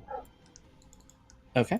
All right. So holding what attack action? Are you casting a spell or? No, it will be a quarterstaff attack. Okay. So if he gets close enough to you, you are a little bit out of range. All right. Yep. With that, the suggestion entering this man's mind, he seems to look down at himself to make sure he's sitting, and then looks up. First up at Risk, and then his eyes slide over to Viz, and then kind of peek over towards Heldar. And with that, he looks over. What am I doing? I'm killing elves, of course. Dirty creatures. You all will die tonight. And with that, you feel your suggestion end. But he has completed it. He's going to stand up. Oh, shit, that's not what I meant to do. He's going to disappear. He's going to vanish. Invisibility spell. The minute I saw him move. Mm-hmm. Yeah, so we get our held actions. Mm-hmm. Yeah, you see him standing up and reaching you into his You would jacket. have had advantage because he was, right? Because he was Not down. Well, we are doing flanking in this game, right? We talked about. Yeah, but he's looking at all y'all. None of y'all are like in a flanking Okay. position. But if he was still, Yeah, that's if he's in the. If he's in the starts process of to get standing up, he's still considered prone. So yeah, you'll get advantage. Cool. All right, I hit him for 8. Okay. And anything I do from this point forward, if I have the option, I'm going to try and do it non-lethally. Okay. 15 will miss. Oof. wisdom saving throw again. 23. Damn it. Okay. Natural 20. Damn. All right.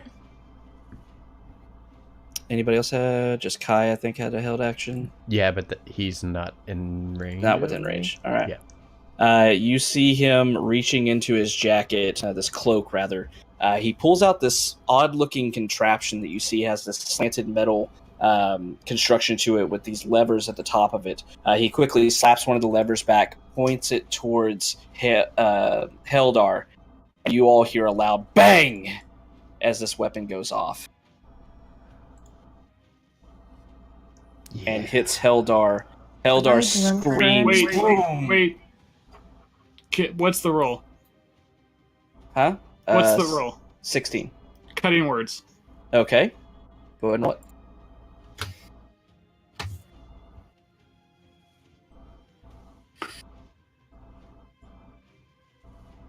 Shit, didn't I actually roll it? 1 sec. You can put that into your roll in a little bit. Yeah. Just create Oh, shit. a 6. All right. Yes. So making it a 10. All right. So as you see him grinning once again, you see his hood falling back a little bit. You start to see tufts of this, platinum white hair upon his head.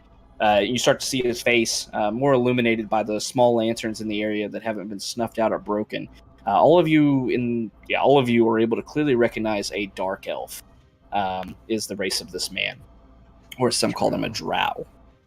With that, he points this metallic object that y'all don't quite recognize. Bang! Flies off. Viz quickly, yells insults or screams at him.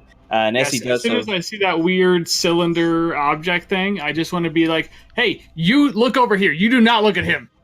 His eyes avert for just a second. You see his hand kind of follows it. The loud burst of this weapon goes off, and you hear a pling as it hits the wood and metal of this wall back behind Heldar. You see Heldar looking around like, "What the fuck was that?" Not amused. Risk. WTF? So the Risk is fucking pissed off right now because this guy just ignored every opportunity to stop the fight. He took offense to the calling elves dirty bit, and he's gonna tell him, "You get your ass back on the ground, boy." And miss. Yep. And bonus action. Also misses. Just in his fairy, he's just gonna miss all of his fucking shots. All right. Fuck! Risk outrage just brings his short sword around. You see this drow take a step back, just easily leading around the attack. You are able to see that he's reaching around, pulling out what appears to be a shield into his offhand now that he doesn't have a short sword. As you release his hand crossbow, real close quarters, hard to hit him with that. You hold it up forward, trying to shoot at him. Once again, he just kind of bats your hand aside. Your bolt hitting the wall, kind of back behind him. Viz, how long does Shield of Faith last? It lasts until I drop concentration on it. Okay, 10 minutes. Got it. Mm-hmm. Okay. Okay.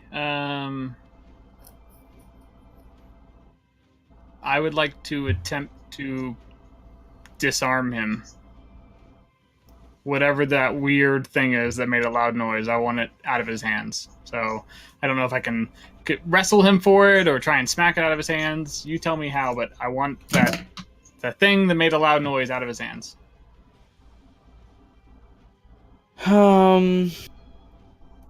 There used to be an action in 3.5. I have no idea. I don't think it's a thing. I mean, it's in 5e. It's limited to Battle Master. That is the only way you can technically disarm an opponent is with a Battle Master maneuver.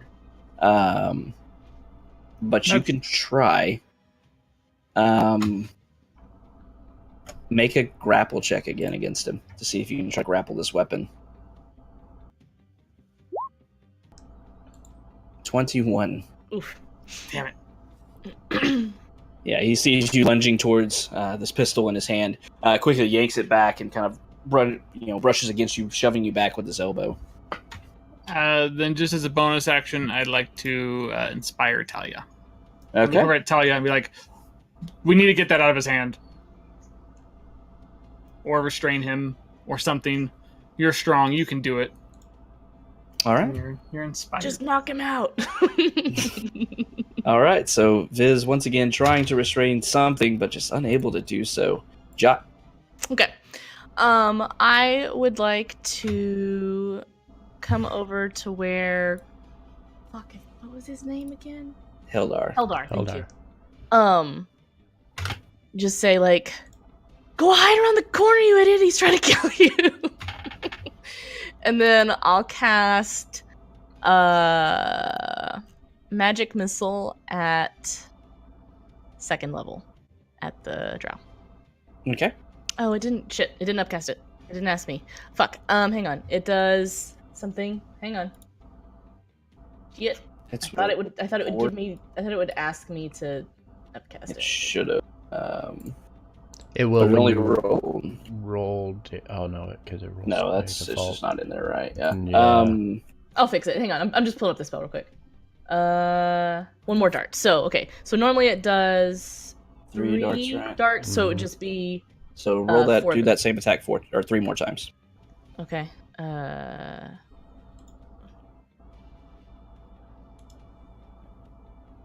Or type it out. It's up to you, I guess. You could just click the Well, I button. mean, if I click in the spell, it's gonna keep just taking the. Oh, I guess it's. It only rolled 1, so you could just literally click the spell again. Okay. There we go. That'll work. It thinks that all my spell slots are gone, so. Yeah, you can fix that. It's not a big deal. Okay. Alright. So, So all 4 of those auto hit for 9 to level 12, 13, 14, 15 points of damage. Okay. oh wait, Anything and it else? took it away from the wrong spell slot. Let me fix that. It took a second spell slot. Well, you Nope. cast it at 2nd level, didn't you? I did, but because it auto took it from my first spell Oh, it slot. took it from first. Okay. So I'm just fixing my spell slots. Okay. And I'm going to have Seamus. I don't know how you want me to do this. Basically, I want Seamus to give Talia the help action. Okay. So, he has like a lot of flight movement. Basically, fly forward when she attacks and then fly away. Okay. Yeah. Might risk an opportunity attack. Owls don't get opportunity attacks. That's one of their abilities. It's fly. Okay, then never mind. Alright. Anything else? That would be it. Okay. As you kind of urgently whisper over towards Heldar that this guy's trying to kill him, you see Heldar kind of leaning back, and you see him toss down his disposable cup of ale. It's pretty much empty at this point. He says, "No, 2-bit on the street is going to get the better of me." Reaches down, kind of slovenly, pulls out his scimitar, and rushes forward towards this drow. Of course he does. We tried. I tried. And swings his scimitar. What's 17's gonna miss. Bounces off this guy's shield as he sees him coming forward. Still that grin on his face, even after being hit by the magic missile. Brings his shield around, batting the scimitar away. Heldar unable to damage him. Talia. So we're not trying to kill him, right? You do what you want. He's a dirty drow and evil. I'm gonna take my trident and swing at him to knock him out. Like, hit him on his temple and knock him out. Okay. You get advantage. Okay. So that will do 8 plus 7. I use both hands. 14. I know how to work this thing. So 15 points? Yeah, 15 points. With the crit roll. Okay. Alright. Anything else? No. Okay. So as you bring your trident up, you kind of turn it to the side and just kind of almost baseball swing it through the air. As you're swinging it, you see this little owl belonging to Jot flying down and buzzing around the Strow's head. He looks up a bit, trying to swipe away of it as it bounces up back into the air. Doesn't see this coming as you hit him right across the temple. You see him stagger back a couple steps, and then he starts to glare at you. Still standing, though. I'm gonna glare back at him. Okay. Kai? To roll back earlier, I wouldn't know anything about the with life sense unless he is near death. So when he is near death is when I will notice. Okay. So I would. That's all. Kai's going to make his way on top of the cart, I guess. Okay. There's really nowhere else for him to go. He's got the high ground. He has the high ground, Anakin. And he's going to grab onto the quarterstaff with both hands and give a real quick jab with it. And as he does, casting Inflict Wounds. That will hit. And it will be at 2nd level. Holy shit! 29 point damage. Yup. Life sense goes off. Bing, bing, bing. And after he jabs it into him, he's gonna look down at him and say, "Have you had enough yet?" And that's gonna end his turn. All right, so he screams out in pain as this somewhat slow-swung quarterstaff makes impact, but he screams, blood trickling out of his mouth as he takes a massive amount of damage. You see him looking around, gritting his teeth, now bloody and such, marring the pearlescent white of them before. He holds his hand up, and inky blackness leaks out of it and then surrounds all of you as he casts darkness. Mm-hmm. It's a 20-foot radius, if I remember correctly. It's 15-foot radius. Oh, it's only. Oh, sorry, 20 foot. I'm sorry. It was 30. Oh, it's 30-foot diameter. I was thinking it was 20-foot diameter. Is what I meant to say. I would still technically see him. It's as if I have blind sense. You can sense where he is, yeah, still, but you can't see. All of you are blinded at this point. You feel brushing against you. All of you in the middle will have attacks of opportunity, but everybody but Kai at disadvantage. Wait, but flat roll though, because now we are flanking with.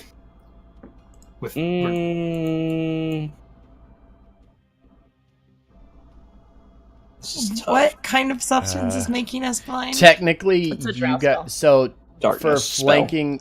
Flanking would have to be straight across, though. Well, I mean, he's got. That people was on what we every- had agreed to before. So somebody would have to be here for you to get it. It's basically Or based on where his Viz. attention is. Yeah. So his attention last was towards Heldar. That's who he attacked last. Okay. So we'll say that Kai can roll with advantage since he's got blind sense essentially with this. Okay. So, but everybody else can roll with disadvantage. Hell yeah. Trying to grapple is what I'm doing, by the way. Okay. Just trying to hold on to him. These rolls. He is not going to live for you No! to grapple him. He falls lifeless into your arms. Does he If have I, any? if I feel something brushing up against me, trying to move away from me, I'm just going to try and hold on to it.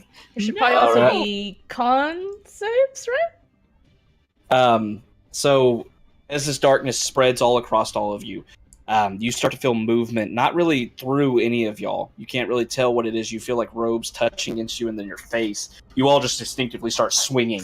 Quarterstaff, short sword.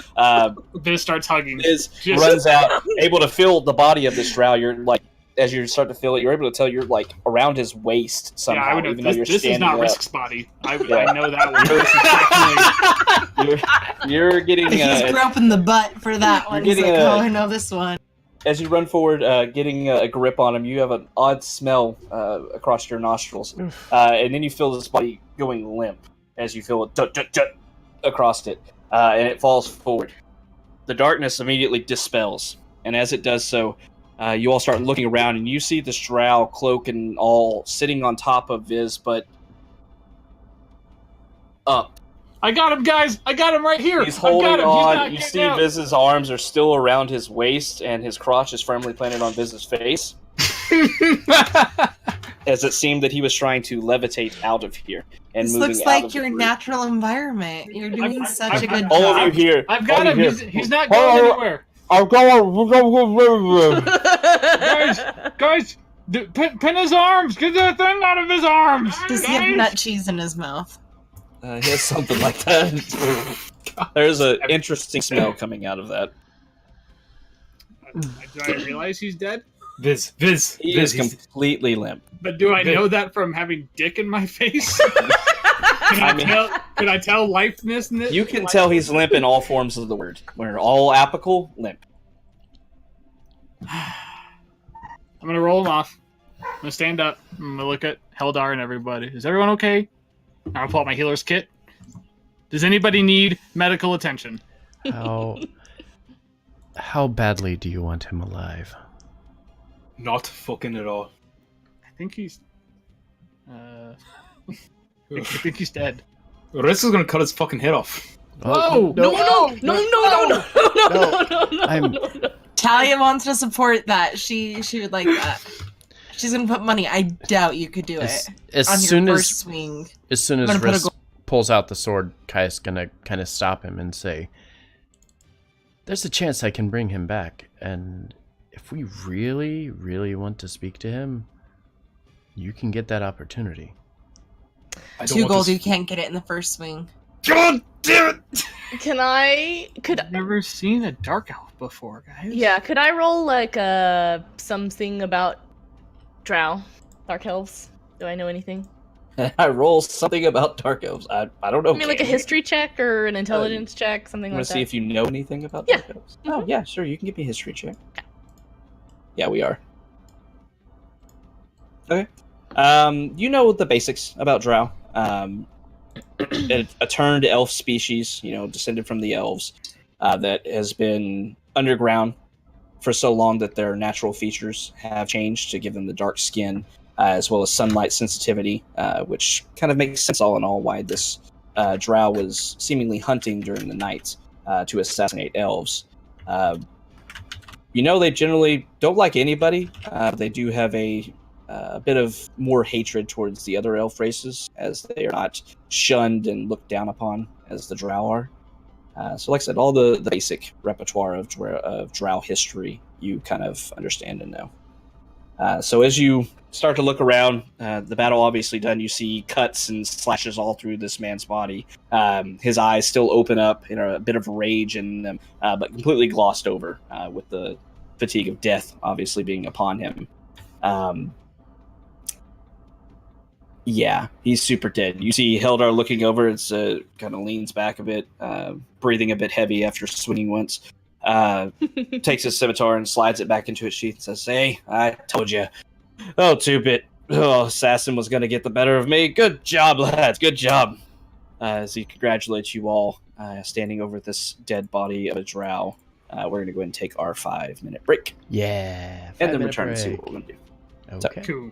Quick break. All right. So yeah, 5-minute break. Don't go anywhere. When we get back, we're going to chat a little bit about this drow, and I'm gonna try to convince him to let me bring him back to life. So yeah, don't go anywhere.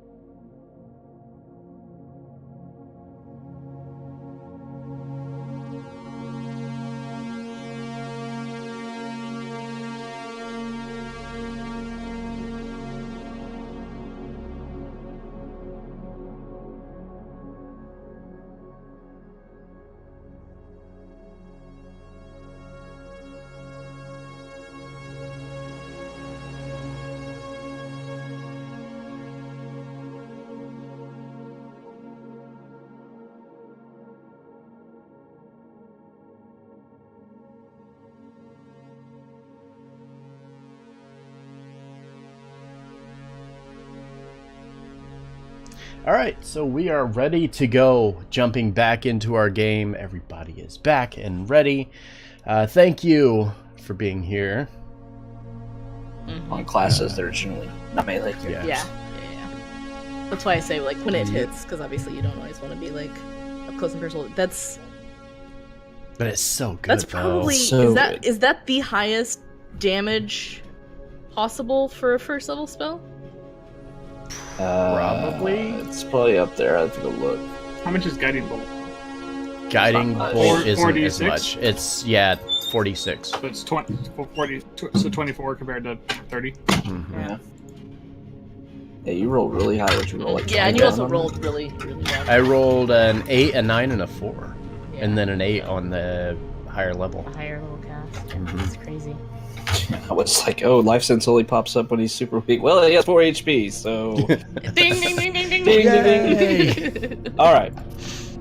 So as you all find yourself standing over this body, kind of going back and forth about what you do, Hildar kind of standing there, and you see him kind of standing up, and you all notice a bit of realization crossing across his face very slowly. But Hildar seems to look down and glances back over to where the fight took place and looks back.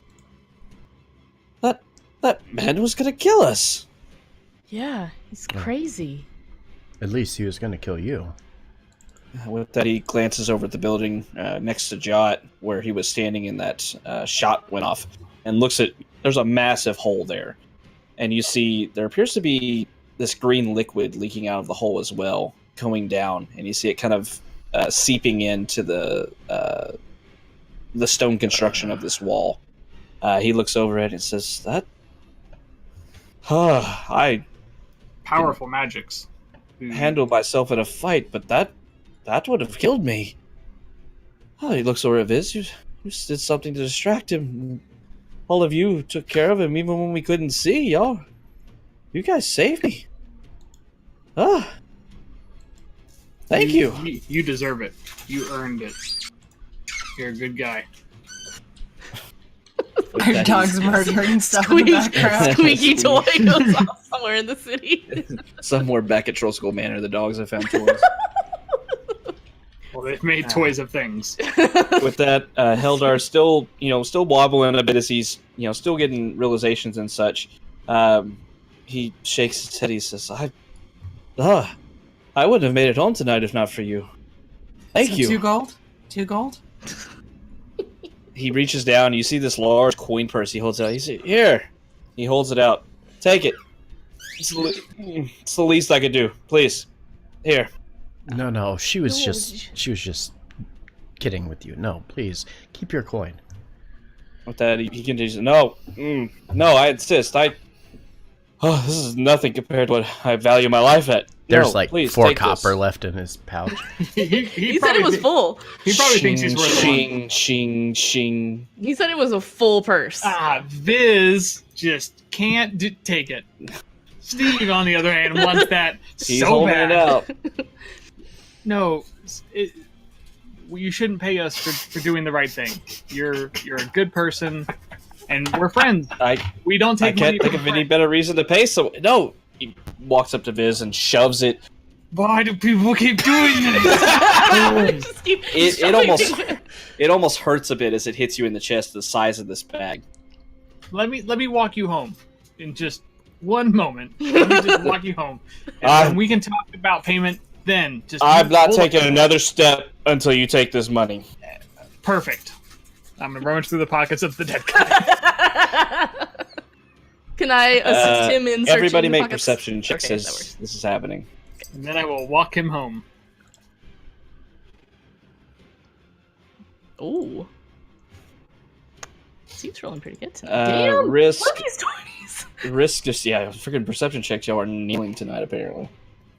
It's because I'm eating fruit snacks. It makes me the best. Risk is just hyped as fuck. He's like, "Whoa, yeah, guys, you see that?" Risk's attention is a bit split between this body as he's handed the sword, kind of glancing back down at it, looking at the sword, looking at money being pressed up against Viz. The rest of you start to hear whistles. Bit distant. There seem to be a little bit away, but you hear whistles that you all recognize come from the City Watch when they are alerting everyone around you that there is danger.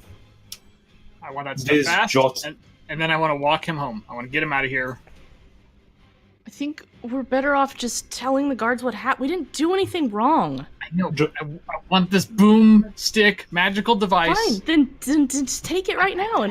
But then we should. I don't want him to be like, they took stuff off the body. So I want to take stuff and then get the guy who will rat on us out of here. Viz, you get him out of here. Jot, can you go tell the guards exactly where we are? Like, go meet him on the street? Sure. With that, Hildar pipes up. So, wait. Here. Holt grabs Viz's arm, sets the bag into it, and then turns back around to the rest of you. Y'all, you go north or something. It sounds like they're coming over there. I'll stay here. I'll tell them what happened. This guy attacked us, and I took care of him. Make more sense that way. And it'll be fine. The watch can be a bit finicky when people die. I don't want you to get in trouble for this. Risk is going to crouch down and take an ear. Whoa, God! Just you have his sword. That's Just not a- take the sword. That's not a like defense thing. Like I defended my life. No. He lost it during the fight. Yeah, This- I guess this- it could. This man hacked it off.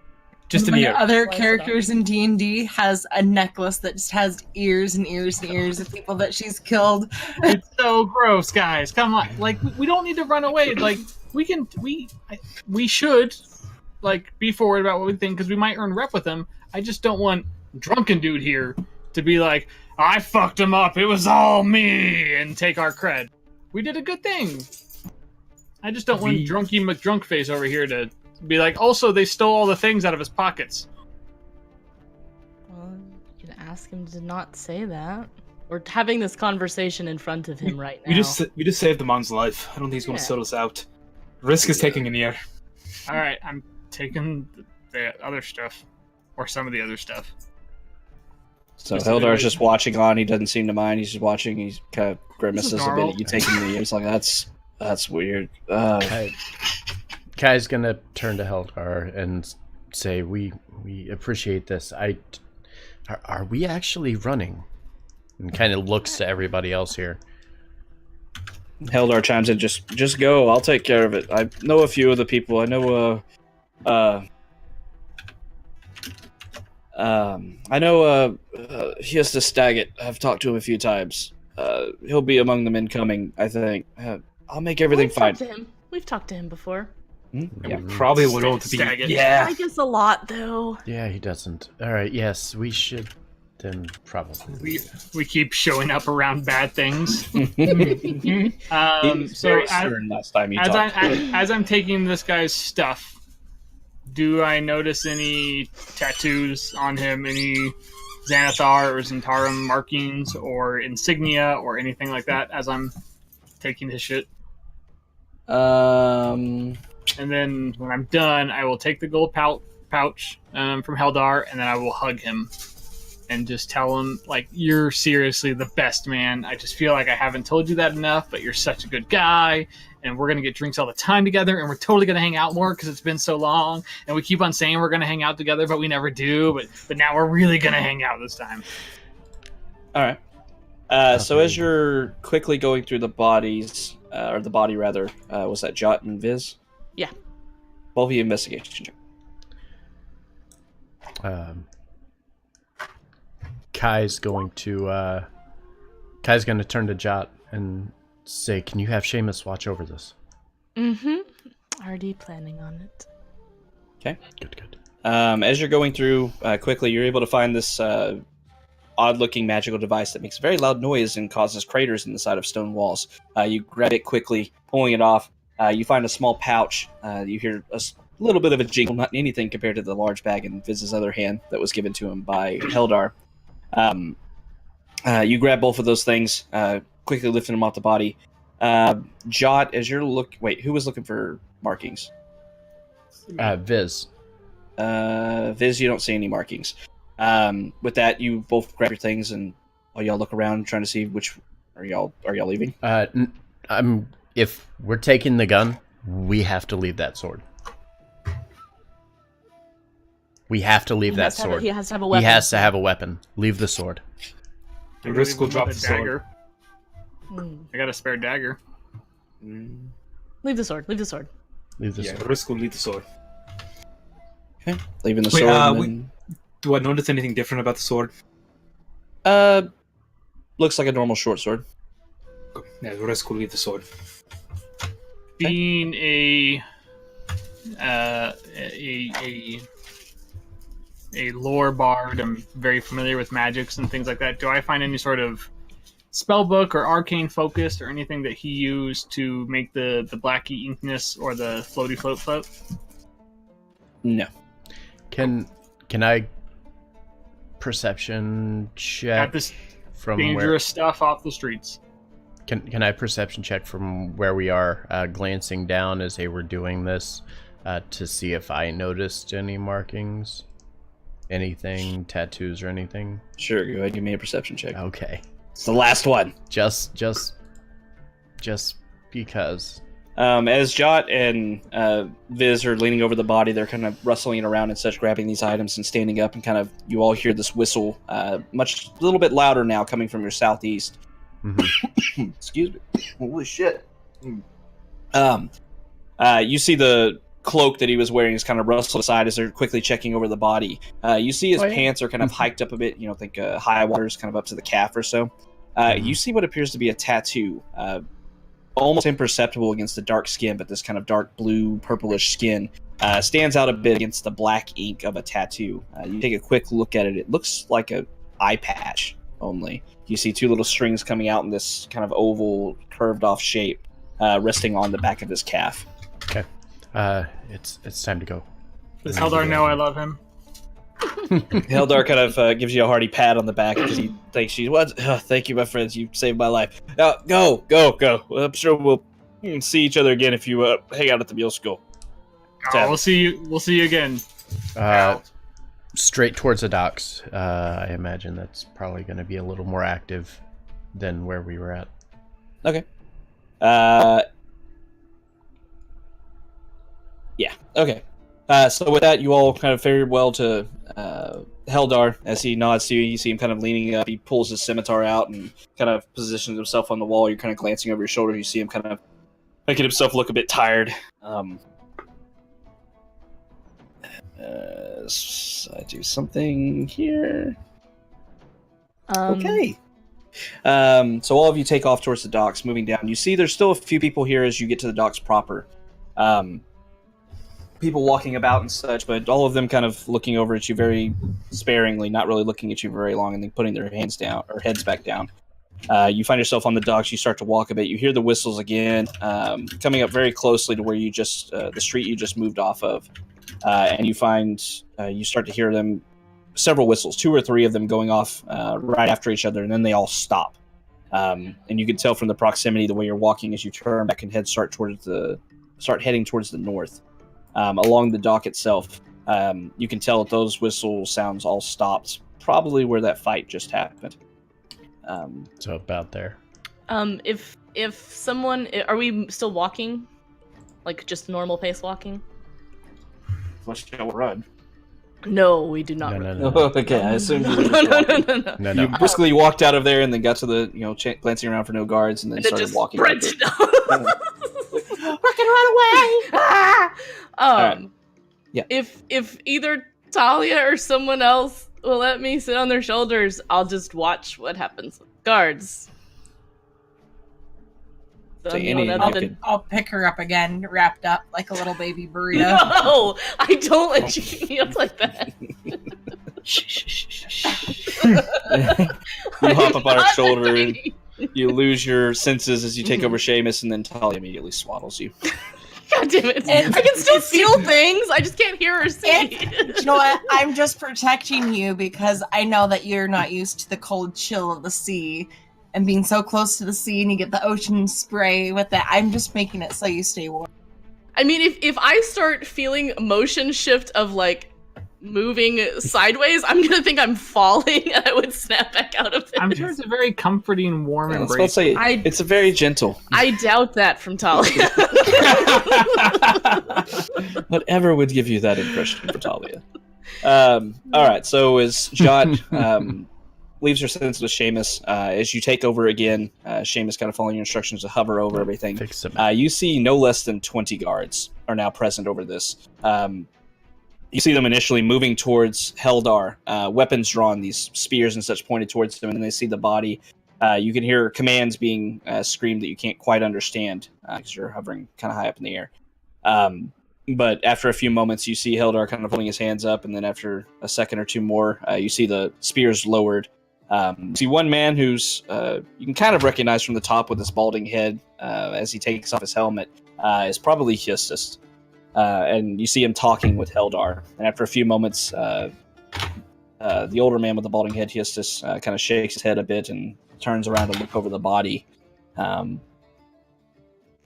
At this point, y'all are starting to move pretty far away, moving not slowly, but definitely just walking, but maybe walking with a purpose, heading off to the north. You find yourself moving a few blocks down. You don't have a range on that, so you can stay with that for as long as you want to. Anything y'all want to do? What's y'all's destination? Risk wants to head to the yawning portal. Yeah, we'll head towards the yawning portal. Bonnie better be on her best. Okay. All right. Jod, are you just gonna keep watching? Yeah. I might have him, like, if they're having, like, conversations, I might just... Well, no, I'll just keep kind of circling above, just kind of see what happens. Okay. So as the rest of you, or as all of you are moving up to the north, Jot being carried along as she keeps watching over with Seamus. The rest of y'all, once again, you see some shifty characters moving here and about, but nobody seems to want to harass you and such, moving a large group. As you continue on moving up to the north, hitting back to the main street, and then moving up Snail Street up towards the yawning portal. You continue on, making it all the way there without any issue. Find yourself at the doorway of the yawning portal. Jod, is your... How long is that walk? It takes you about 30 minutes. Jod, as you keep watching for this 30 minutes or so, you see that several guards start to leave, walking back into the dock ward. Only leaving about 10 of them or so there at the crime scene. You see them kind of stationing themselves around, asking people in the area. You see them knocking on doors to a few of these houses. As you kind of fly back over, returning over the crime scene, you see that Heldar is kind of sat down and being talked to by a couple of different guards, Hustis among them.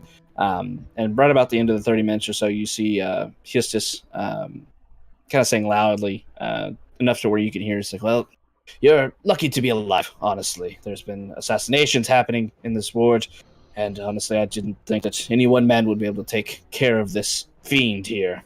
But I'm glad that you're safe and sound, and congratulations on taking care of the killer here. Without a scratch, too. Amazing, really. But you're free to go. It seems like everything's pretty clear-cut here. Have a good night. And you see Heldar kind of, once again, kind of a bit drunkenly doing his best to appear sober and rolling really high on his charisma check, is able to convince the guards that he did all of this.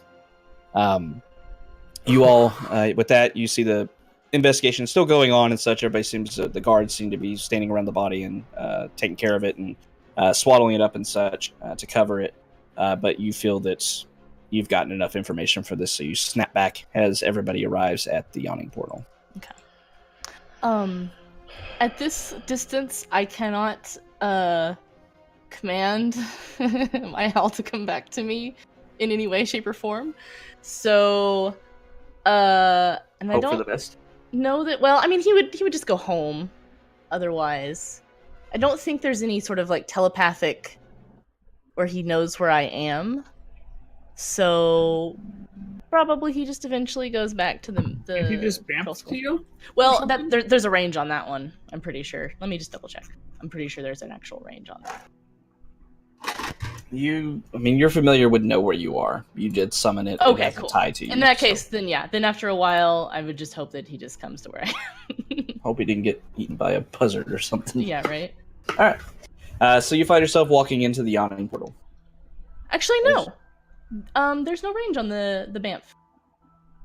There's a range to Bamf him back out, but not to Bamf him into the pocket dimension. So no, I'll Bamf him out. Cool, never mind. Okay. All right. You find yourselves moving into the yawning portal, place you've been many times before. The atmosphere, even though it's moving on to the later end of the night, at this point it's 10 or 11 bells or so, after all of the fun events of the evening, as well as scrambling and running away from the watch just in case. You find yourself moving in to the yawning portal, which isn't playing. There we go. You find the scene before you, much like you've seen it before. Lots of people here, very populated tonight.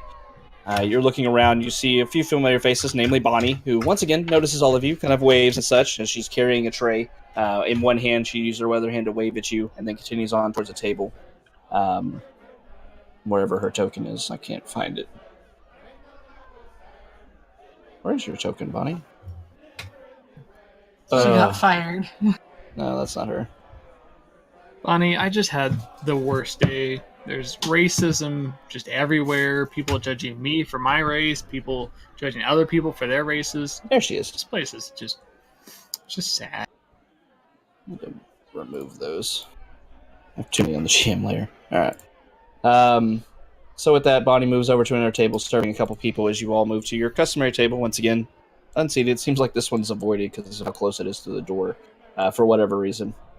So you all sit down, kind of taking a load off the stress of escaping from a crime scene and being attacked in the night by this drow.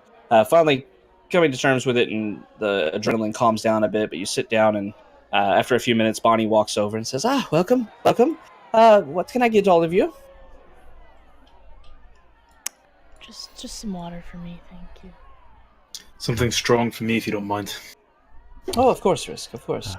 I'll have whatever you recommend, Bonnie. It's a really bad day. It was rough. Past few days have not been great, so whatever you think will help make me feel better. That's what I'd like, please. Oh, I've got just the thing left. Actually, Thanks. may I have a glass of red wine, please?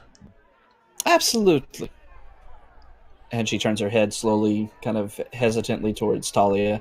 And for you, dear. Do you still have some of that salty beer? Absolutely. I would have that, please. Of course. Give me just a few minutes and I'll have it right out to you. With that, Bonnie bows to you all and then moves away back towards the bar. Begins calling for the lady behind the bar to start making drinks and such as she talks with another patron of the tavern next to her. As you're all sitting around, kind of looking around, Risk especially, give me a perception check.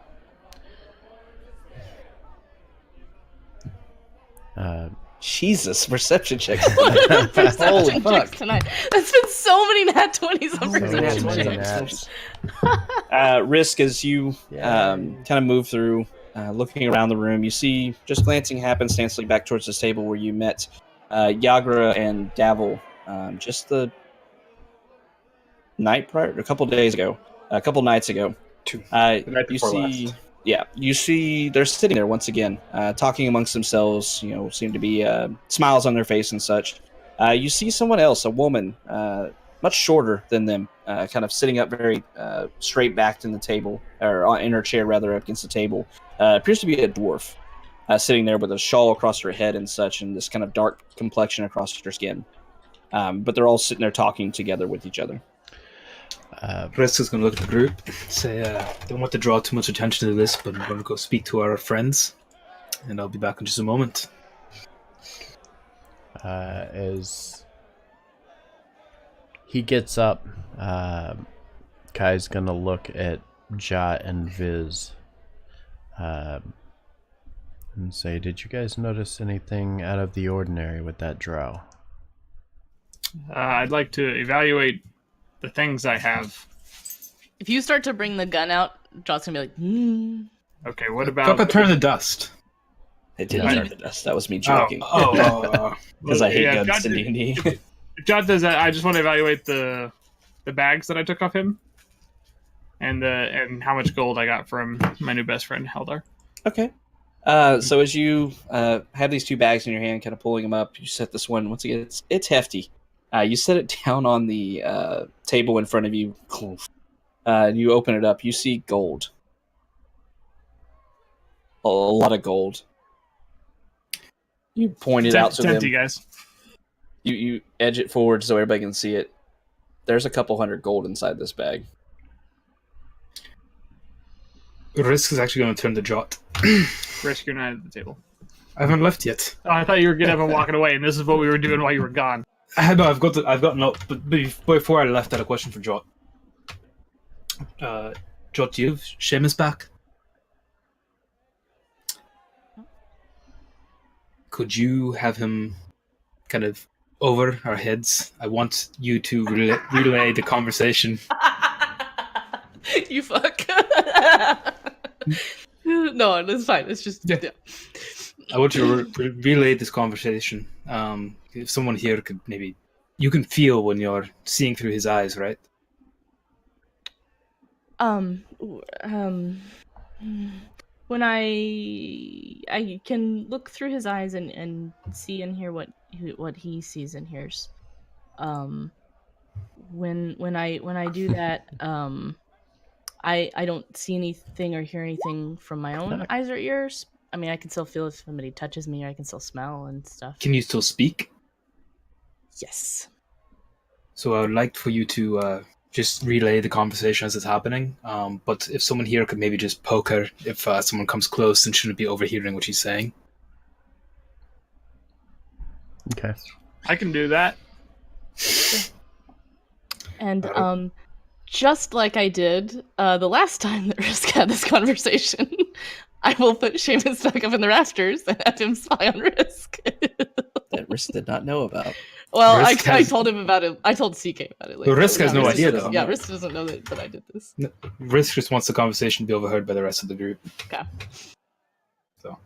All right, so you're heading over to that table. Yeah, Risk is going to sit down and kind of like lean back in his chair and put his feet on the table. He really shouldn't put his feet on the table. Okay. So as Risk stands up, Bonnie returns just after he leaves. Says, "I have a drink." Fine. She sets it on the table. Hands up. Bonnie, go give it to him and tell him to get his feet off the table. With that, he says, "Does he have his feet on my table?" Yeah, you go tell him. She More sets on the floor, man. You see her slamming one of the last drink. Unfortunately, it's Talia's drink. She slams it down onto the table and then turns around and starts marching off.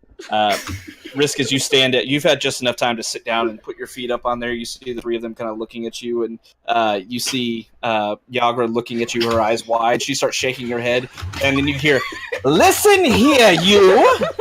I have to clean these tables every night, and you're dirty little..." She slaps her feet off the table. "You're tiny little shit stompers on my tables.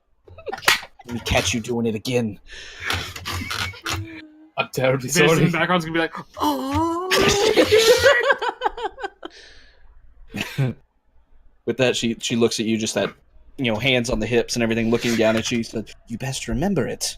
Kai's gonna grab his copper piece, point in the direction of Risk, and message, is that who you're, the kind of woman you're looking for?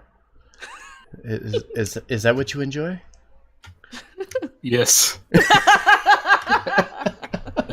And with that, as you kind of look up at her and apologize and everything, she nods once at you and then turns around and goes back to serving customers. Before she's even turning, the smile reappearing back on her face that she uses for all of her customers, heading off across the room to start serving other people. That was fucking terrifying. With that, Yagra looks over at you, just shaking her head. "Piss off, Bonnie. She's terrifying." I guess so, but she's way less terrifying than the drow we had to deal with. And he's going to slap the ear on the table. As you do so, you see everybody kind of looking, raising eyebrows, moving forward. You see Davil kind of leaning up and crossing his hands on there. He says, "A drow. Well, that would be, I assume, our friend that we discussed before then." It seemed to be. We met a drunken half-elf in a tavern and followed him and caught the drow coming out of an alley trying to kill him. With that, Davil slowly nods, looking down at the ear. He says, "You might want to pick that up before it draws suspicion, but I'm assuming that he didn't part with that willingly, so is that incident taken care of then?" It is taken care of. Excellent. I expected nothing less, honestly, and I appreciate the promptness of taking care of this job.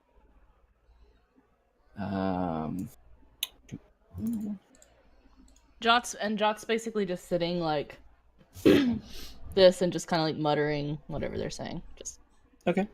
So all of you are kind of getting the telephone version of what's going on at the If table. anyone walks up and looks like they're going to approach the table, Viz is going to flick Jot across the nose. You see people milling about here and there, but really everybody's kind of sitting down, minding their business, having conversations and such, and singing and enjoying Three Strings playing his guitar and such, or playing his lute rather. With that, Devil, as he kind of motions for you to take the ear back, he leans forward. He says, "Well, that's excellent work then. Assuming everything has been taken care of properly, then I should hear no more word of these attacks, and my client will be pleased. So, thank you very much, Risk, and I assume your compatriots over there. It's excellent work, actually." With that, Devil You're leans welcome. back. Devil kind of leans back, looking you over, Risk, and then he glances over. He says, "Have you met my friend here?" With that, he motions over to the dwarf sitting next to him. Haven't had the pleasure. With that, he nods, says, "This is Istrid Horn. She was actually part of my group, the Doom Raiders, we were called, as we were known for looting dooms, these long-lost lich lairs and such. She's actually another leader of mine, and one you might be very interested in getting to know." As you look over, you see her. And just in case I haven't shared it, I can't remember if I did. That is Dabble. I don't think you shared that last time. You did not. What a pretty boy. He is a very pretty boy. All right, so with that, Istrid looks over and she kind of... you made an insight check, actually, as she looks you over. I'm actually supposed to be good at these, so this is probably going to go terribly. Oh, yeah! Yep, there it is. Plus 1 to perception, nat 20. Mm-hmm. Plus 3 to insight, fucking nat 1. Hey, Havoc, since I didn't ask this before, can I make any insight checks Nope. through my owl? Okay, Nope. You're just observing and Yeah, reporting back. that's fine. Chance CK. Risk is the one I'm thinking of. Risk, as you're watching, she seems to eye you up and down, these kind of dark eyes looking over you, and she leans forward on the table and she says, "I heard that you recently acquired a property that was a bit... Oh, how do I put this gently? A bit run down, I suppose." Is That's that very true? gentle. But yes, we, my friends and I have acquired Trollskull Manor. So I've heard correctly then. That's good. You see, I was speaking with my friend Dabble, and he said that if you were able to complete this venture that he sent you out on, I should see if we could do business with one another. You see, I operate a small business of loaning money for those who need it. If you are interested, I could loan you an amount that could possibly help you to refurbish the place that you have acquired.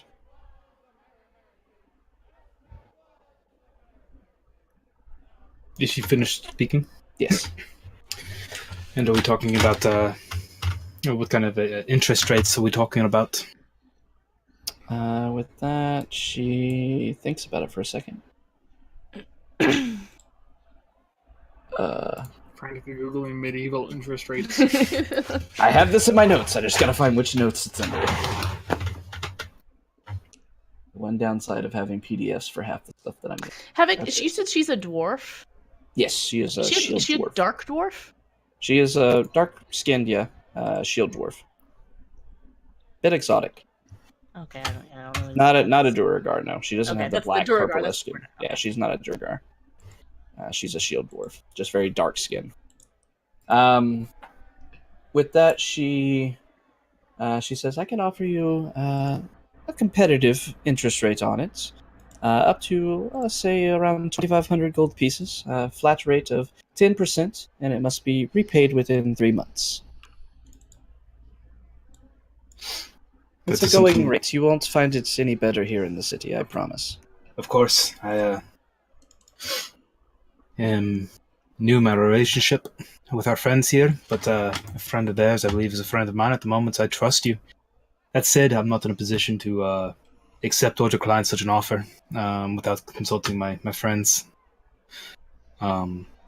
Is there a place I can reach you if we decide to take you up on this offer? With that, she shrugs, says, I'm out and about, usually here and there, but she kind of motions to the table, any of us here can arrange the details as need be.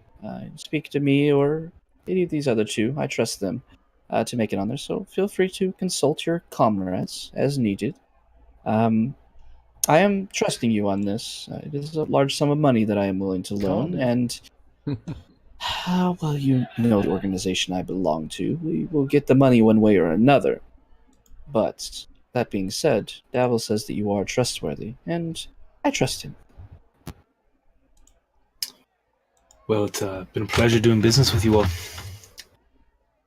Any further opportunities you have that fall along circumstances similar to this? Anything that is for the betterment of Waterdeep? Anything that's for the safety of people? Keep me in mind. With that, you see Davil kind of nodding his head. He says, oh, you will be hearing from us, I think, somewhat soon, probably. But just keep an ear open and a watchful eye out. And we'll be talking again very soon, I think. Very well. Chris is going to stand up and walk back to the group.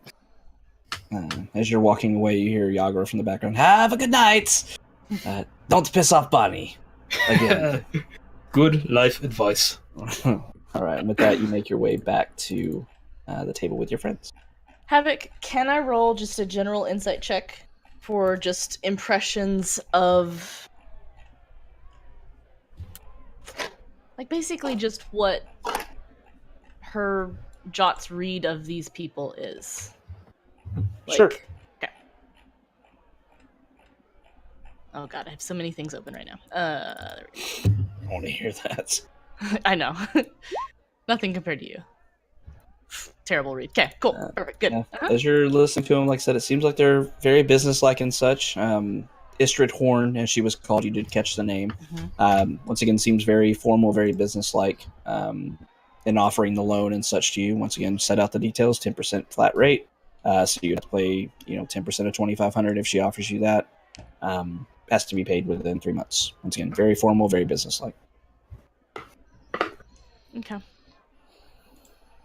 All right, Riska's back at the table with you. And weird, we happen to just find 10% of 2,500. Yeah, so at this rate, we made 10% in 4 days. So if we can keep this up, then we can pay off the loan in 3 weeks. 10 weeks. So, as I was mentioning before, Kai kind of leans forward and says to the rest of the group, did any of you catch anything odd about that drow? Other than, obviously, wanting to kill elves. And the strange magic item I've never seen before? Yes, something on his person. Like him.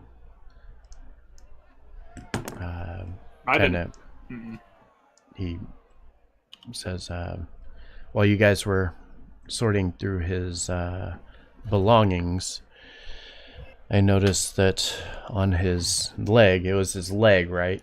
Like his Yeah, calf. on his left calf. Yeah, his calf.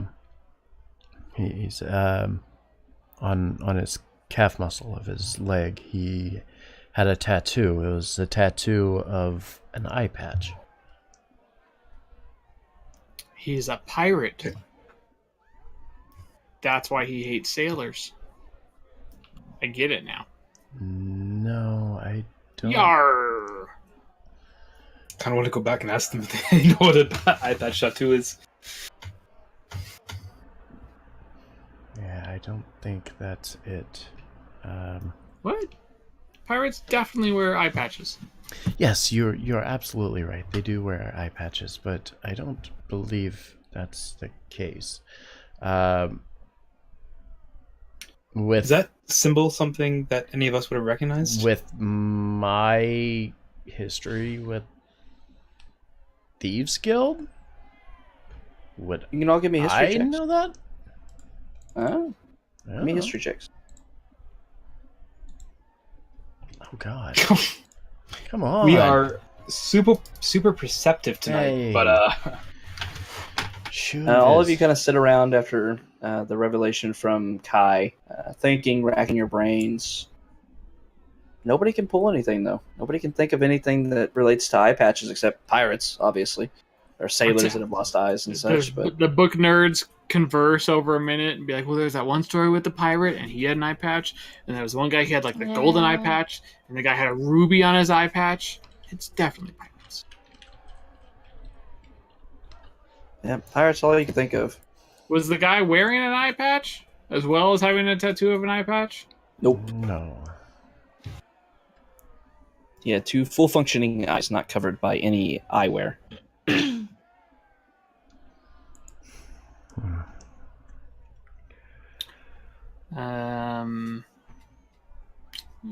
Risk. We have a lot of gold now, thanks to our buddy that we saved, Heldar. 250 gold pieces. So I'm not sure what you guys think about this loan situation. If we should take a loan, would we know if that's really a good going rate? 10% over 90 days?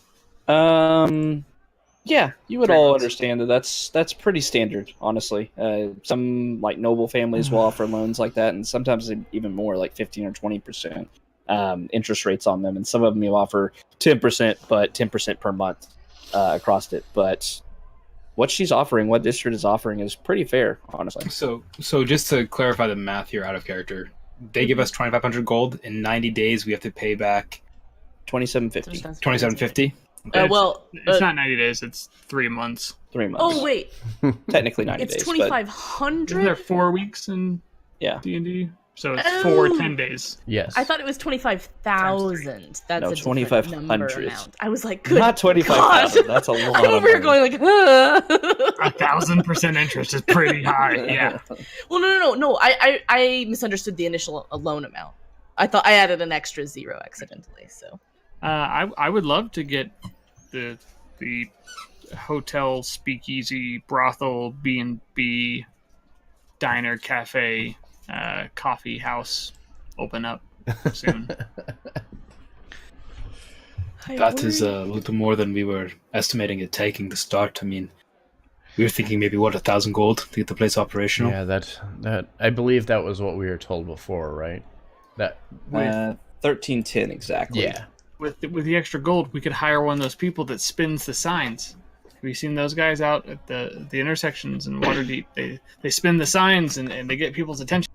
Maybe Jot can make someone that automatically does it. I was just gonna say, couldn't you just do your little guy, the invisible guy that cleans?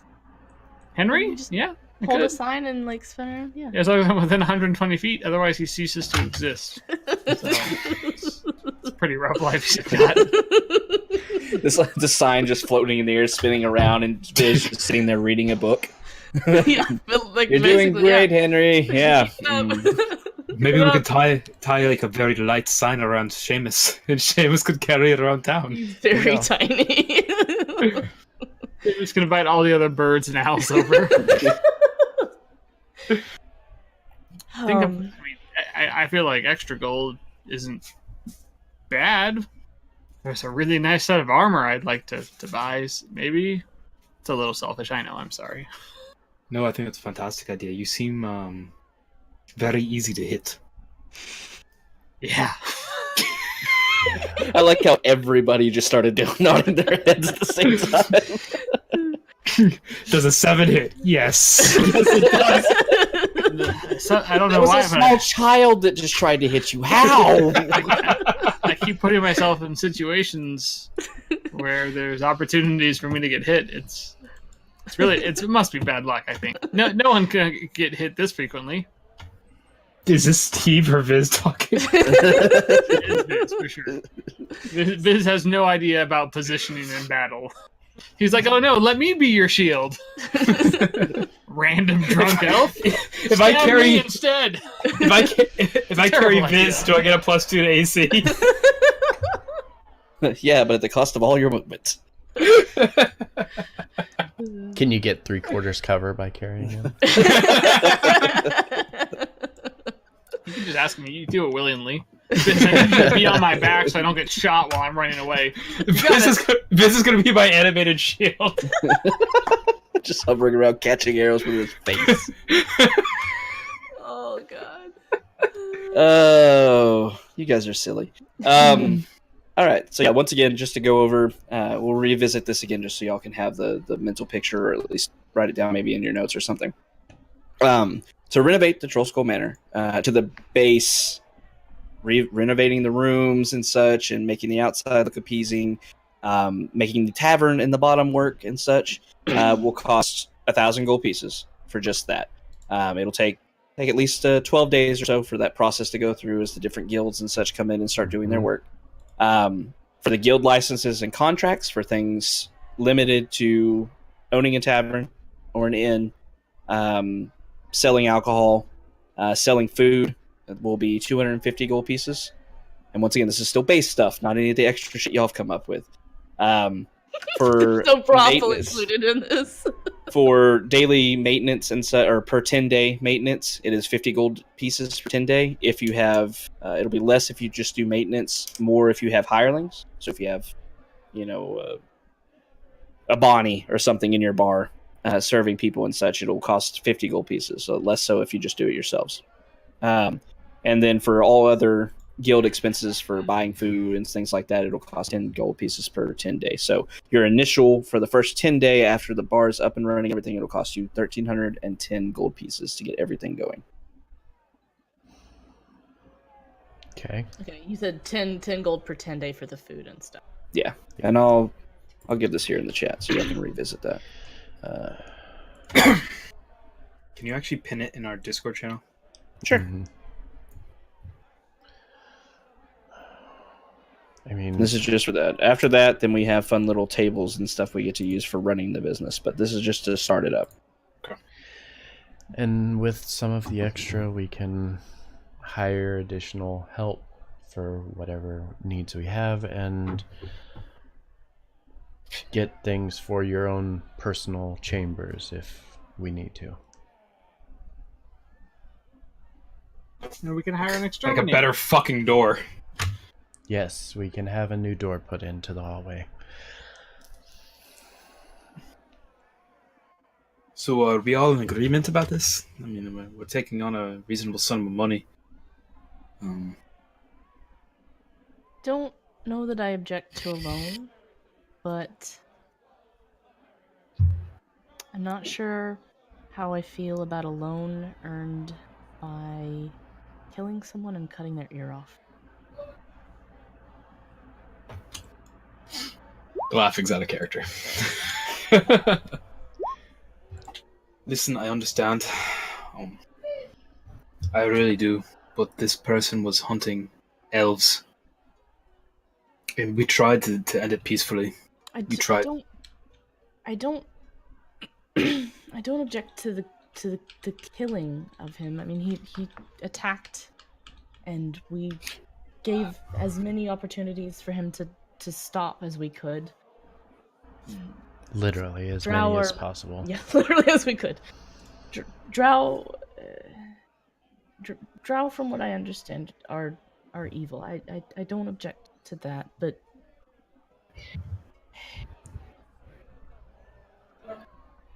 we acted like we were guilty and ran away from guards and cut his ear off. I liked it. There was a personal element to that for me. You got a thing for ears?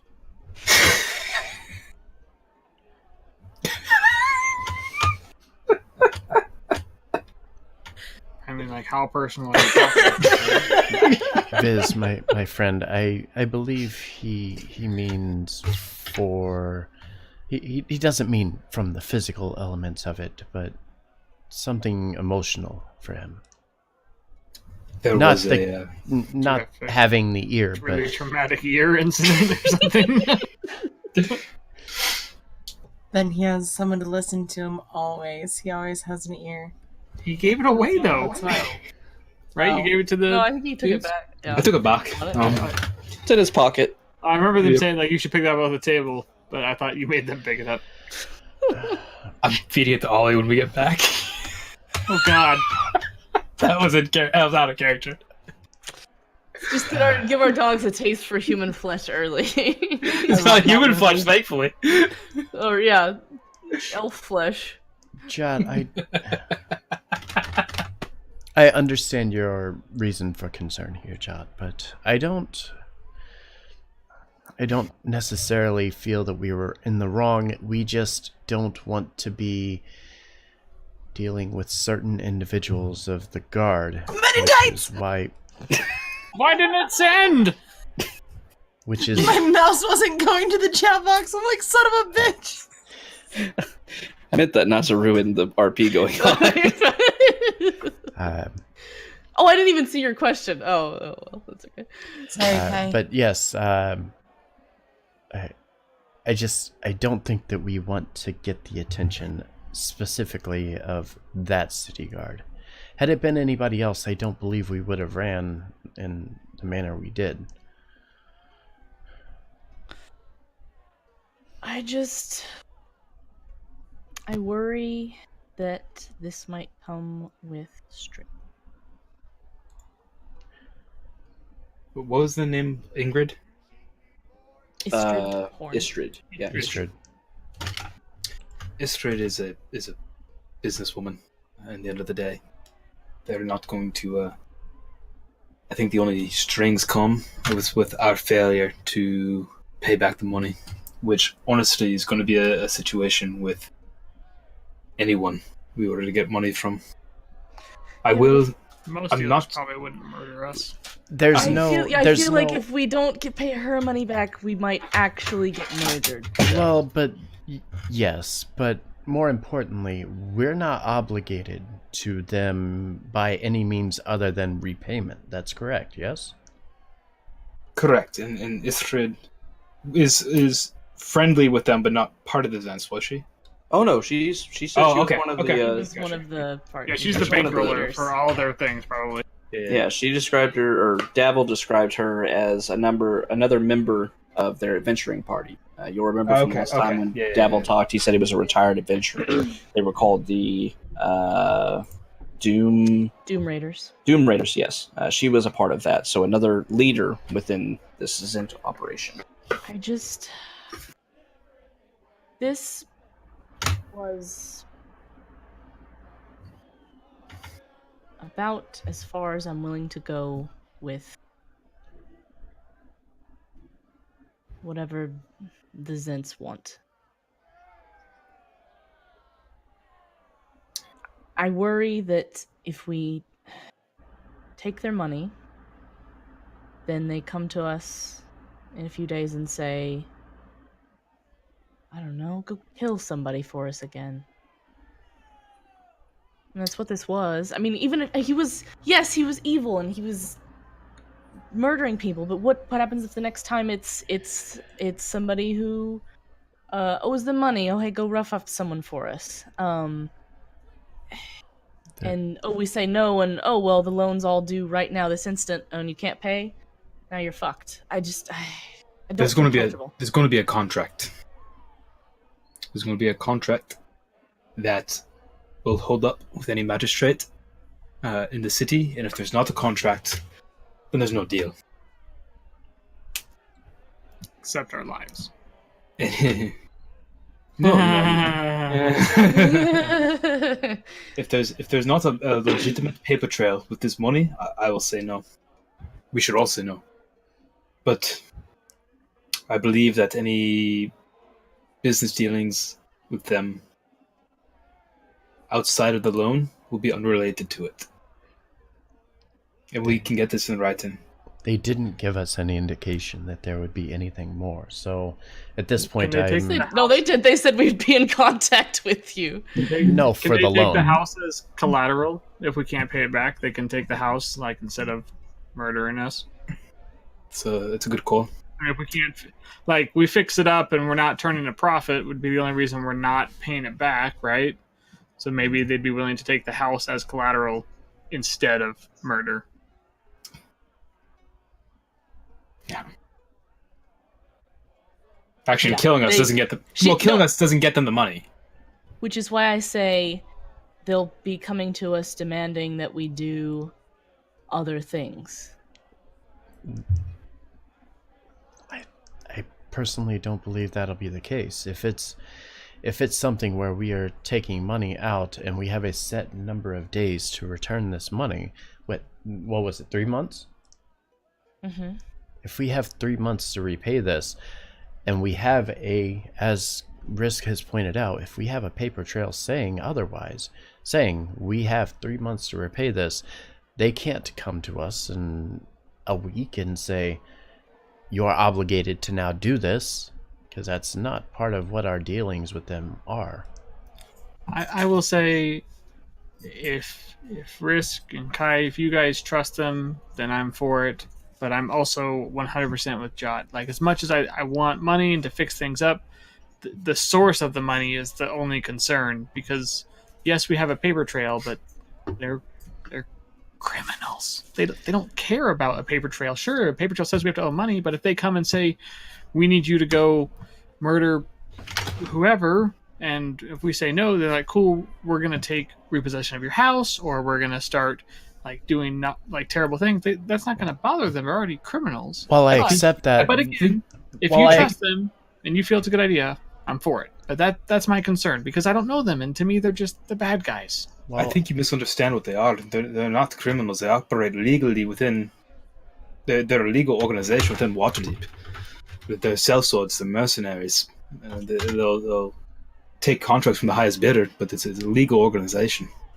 Preemptive murder on someone who we think is killing all the elves is not legal. They told you to take care of them one way or another. They wouldn't have cared if you killed him. Like, if he didn't attack an elf and you just found him and killed him, they would be just as satisfied. You can't tell me that's legal.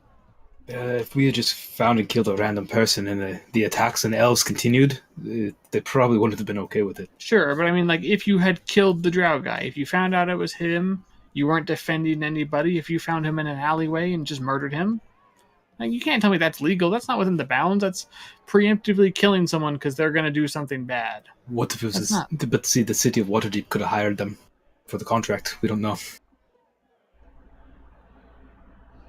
I somehow doubt that's the case, but... I do too, but it's not unheard of.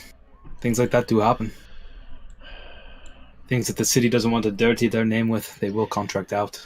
I don't see how catching someone who's killing people is dirty. I think the other important part of this is, just because you know the source of the money doesn't necessarily make it inherently bad. You can get money from any individual in the city and never know where they get their money from. They're literally just handing it to me.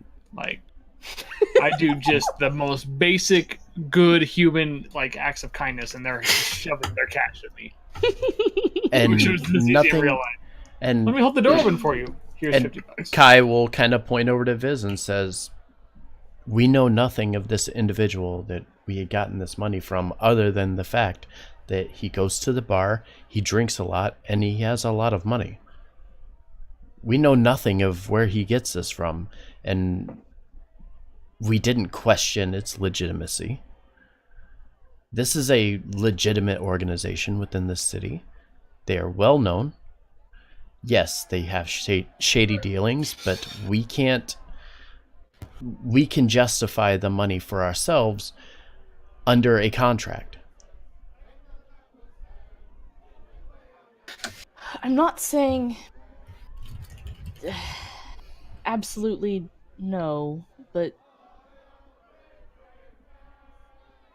I'm not comfortable with this. What I will promise to everyone here, I'm not going to promise you that I will not have dealings with the Zentarum in the future. But I will promise I will never ask any one of you to do anything you're not comfortable doing. I will promise that any work I do agree to do with them will be based around my own morals. I agreed to do this because it was a bad thing being done for a good reason. Killing's not good, but this guy was killing elves, was killing citizens, was killing innocent people. and I agreed, in essence, to kill him in return. I will never ask you to do anything you are uncomfortable with, and I will be totally honest with you about anything I am doing related to them. I'd like to think I've got a pretty good sense of morality. I trust you. I will not ask any one of you to do anything you're not comfortable with when it comes to the Xantarum. But I'm also not going to promise you that I won't have a working relationship with them going forward. Will you always tell us when you take on a job? Every single time. And I will give you every detail I have about said job, and it will be up to you whether or not you want to join me with it. Are we gonna I'm do in. blood oath on this? Please don't make me cut myself again. Actually, maybe I still have some blood because I haven't taken a short rest or anything. So I'll take my hand out and just hold it out real stoically. Where's Wonderwall? Havoc's back here having conversations with himself between all the NPCs. I don't know. Let's sleep on it at least before we say yes or no. That's fair. Biz lays down on his hand. Like this? Is this how we sleep on it? Like you're all gonna sleep on my hand? It's The blood oath. You said to sleep on it. what? We weren't talking about the... Never mind. What's a blood oath? Well, I don't know. funny Talia you told me should to ask. take my blood. Talia, what's a blood oath? Wait, do you have an edgelord spell called blood oath? No. Oh shit! Speaking of blood oath, level 1 blood oath.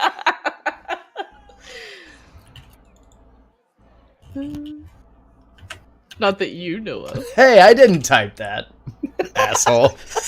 I didn't type that. He gets a sample of our blood and does some voodoo magic on us. All right. Well, let's go back to our home then, I guess. Am I in charge of this money? You could divvy it out, or you Yes. can keep it. Whatever you want to do. He gave it to you. He didn't give it to all of you. I want to make that Oh. very clear. Oh, He was okay. offered it out to anybody and then was like, "Hey, Viz, take it. Here. Ugh." All right, everyone take 50 gold.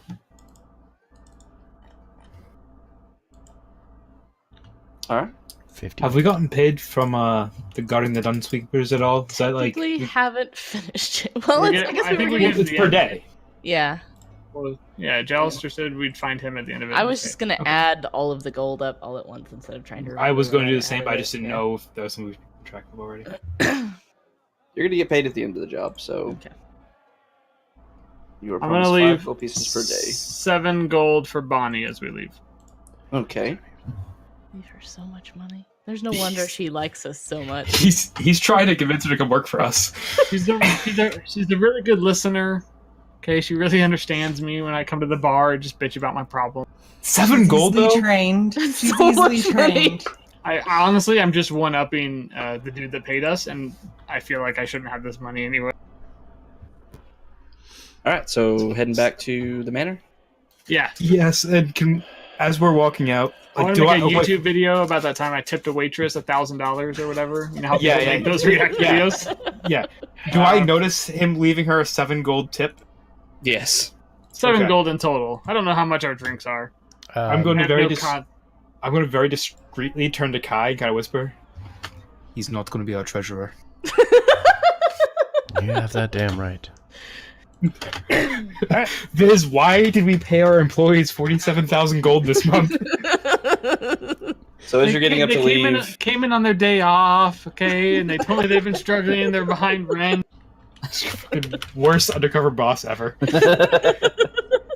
all right. So as you all get up, clearing the table and such, and getting ready to leave, Risk, you're able to look over and you see Dabble and Istrid and Yager kind of glancing over you and kind of raising their glasses to you, nodding to you one more time before you leave.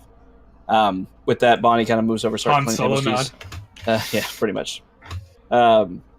You see Bonnie starting to clear the table and sees the gold, and she looks at it. It was only 7 silver pieces. Jesus, okay. She gathers up the gold and enjoying Wait, you say it. only 7 silver pieces? Yeah, but so much else spent. 7 Wait, silver what? pieces. 7 I gave silver her- pieces. What your charge was? Oh, I was like, I gave her Oh, I was 7 like- gold. No, 7 What did silver you pieces guys was your switch it, bill. you bastards. You just paid her 10 times what your bill was. All right, I thought one of you guys like stealth rolled, sleight of hand, and switched it out. I was so confused. No, I was like, Ruby's is she not trying here. to con us or something? Can someone clip that, please? Please don't. And stream marked. Got it. Damn it. All right, so you all get up, Bonnie thanking you profusely, winking to all of you. This is why you're my favorite customers. And you all head out back into the night. It's getting pretty late, about 11 bells or so, head towards midnight. But you decide to head back to the north, heading up towards Troll Skull Manor. Yeah, you're going to arrive without incident and such. It's been a long day, even longer by the fact that you just decided to... That's Troll Skull Alley, not Troll Skull Manor. Sorry. So you find yourself back in the manor. Moving up, dogs start going freaking crazy, waiting for you all day to show back up, and it's super late now, so they're nipping at your heels and everything as you make your way to your various rooms and such. Mama Dog's still just kind of glancing at you all, licking, hands that are down to pet her and such, but then promptly lays back down in front of the hearth. Kai, as you start to move towards your room, you see the Mama Dog kind of glancing back at you a bit knowingly, and then looks back at the hearth. Is the hearth lit? No. Oh. We have firewood. Yes, there's still wood and such. The dog seems to be waiting for the hearth to be lit. Uh-huh. I mean, do I? Um, If I notice, I'll go light a fire for the doggy. Yeah. yeah, I mean, either way. Like I said, she seems like a very intelligent dog, is what I'm trying to get at. She knows. She knows who makes Yeah. it work. Can we Uh, just my favorite retcon that spot. I don't have a puppy, and can I just have the mama dog instead? Nope, too late. Damn. You have a puppy. Yeah. Nobody's I'll, adopted Mama Dog, though, so... I'll I can kill a puppy. Mama light Dog the- adopted us. I'll light the hearth here, and as I'm preparing to do so, and everybody's starting to disperse a bit, I'm gonna look over at Jot and say, Jot, do you have a second? Sure. I have a project I would like you to consider for me. Okay. I need a religious relic to be made for me. It's not very big. Okay. I'm not really I don't really do religious magic. No. It's mechanical in nature. Oh, okay. I want it to function with a few button presses, and it will unlock and allow me to store some personal religious pieces of parchment within it. Information about rituals and things of that nature. So like a lockbox, kind of? Yes, something similar to that. Okay. Is this something you feel you might be able to do if I give you an idea of what I have in mind? I can try. I don't know what you have in mind. Okay. I mean, Well- lockbox is not really that difficult, I would think. We'll discuss it a bit more, but I wanted to pass it by you and give you some time to think it over and see what you feel might be accomplishable. Yeah, I mean, it would just depend. Would it be just like a box? Sort of. It just locks and then you push buttons and it opens? Yeah, it would have a specific button sequence, and when it opens, it allows you, basically has a container inside of it, and you can place some pieces of parchment within it. Seems like it wouldn't be that hard. I don't know. Just depends on what you're wanting. All right. Well, we can discuss it more in the morning. I wanted to float it by you and see what you thought. Okay. Yeah. Yeah. Okay. Anything else anyone like to do before going to bed? No. Just take care of the doggies, tell them about my day and all the things I had while giving them loves, making sure they're fed. When we came home, was the door locked? Yes. Okay. So yeah, I just talked to the dogs, tell them about how shitty my day was, and I had to pretend to be drunk, and then there was this magic thing that almost hurt someone, and I'm still really concerned about all the racism. All right. So, Well, actually, okay, yeah. Before I go up all the way up to my little tower area, I'm gonna go knock on Risk's door. going through Kai's room. Yeah, I know. It's the worst. That'll be included in your renovation, I Yeah, promise. perfect. Good. Wonderful. Risk is going to Risk is out on the deck. He's going to shout, I'm out here.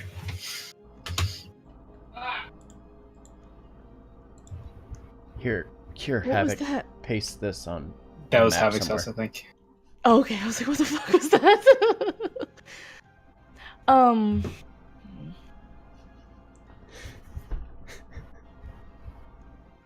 What's the personal reason you cut that man's ear off? Just a door? I was relatively calm about the situation until he made the comment about filthy elves needing to die. Two of my adopted sisters were elves, and I witnessed them facing similar attitudes at points at our home in Neverwinter, and it struck a nerve that this guy could be hurting people like my siblings, who did nothing wrong but be born a race that he happened to not like. And it was an act of passion. It wasn't an act of calculation, and I'm not proud of it, but I will try to, in the future, act a little more rationally and not so emotionally. But I can't always promise that will be the case, but I will try.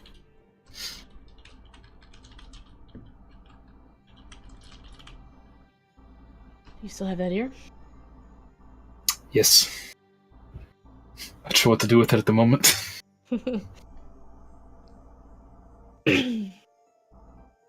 Maybe burn it. I couldn't hear you. Oh, sorry. Maybe burn it. I think that's a good idea.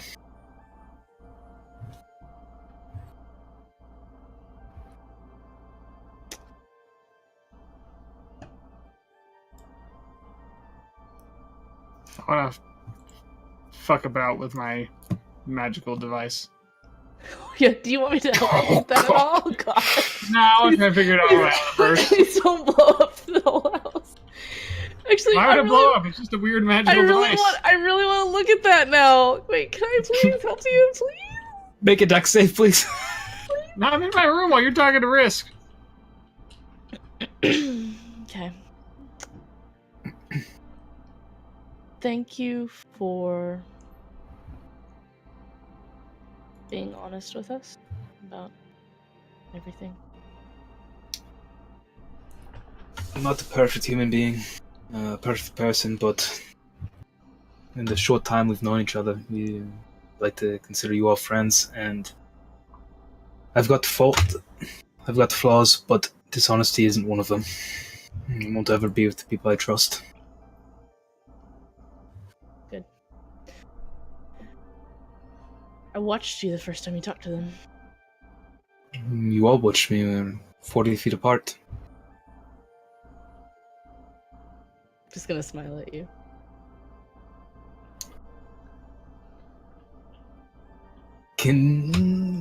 Hold on. I mean, you're the one who suggested it to me. I would think you could. Oh yeah, okay. Ah, yeah, I see. I almost thought you had noticed when you suggested the second time around. I actually hadn't. If that's the case, I feel like I must apologize to you.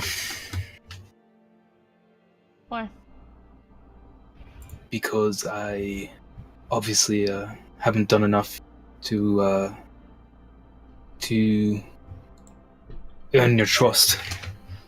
It is my place to earn it, and I hope that over time I'll be able to do so.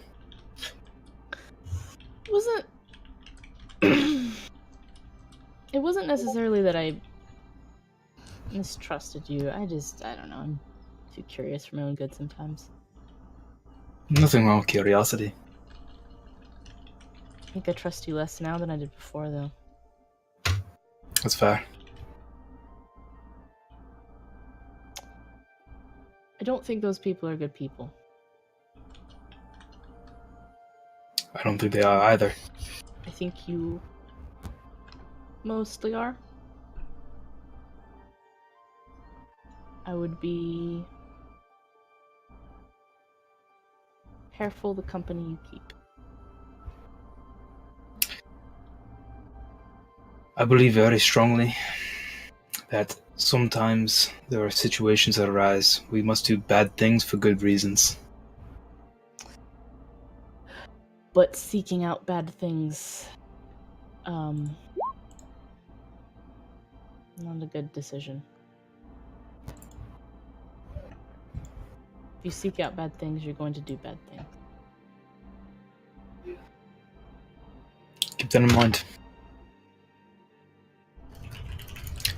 And I Thank walk you for- away. Oh, sorry. Don't Thank you for sharing this with me. I don't know what the fuck I'm doing, so, None of us do. Oh god, Steve, you're gonna blow us all up. I'm so excited. I just specifically like using the expression "fucks about" because to him it's just some magical item. Yeah. I don't walk back through that area, right? No, yeah, you're in the other room. Okay, yep. Does it do I get any sort of alchemical smell or anything like that from it? As you're fiddling around with it once again, The two things I'm looking for is whatever made the loud blast and whatever I saw the green stuff. Mm-hmm.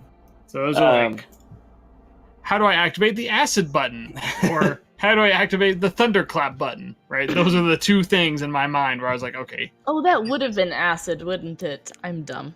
I wrote down poison, but that would have been acid. I have no idea. He said green, I think acid. I don't know if I... Well, he also mentioned about it eating away some of the stone, It right? was seeping in, it wasn't eating away. Oh, okay. Well, then we don't know. Some kind of unknown... But drows are...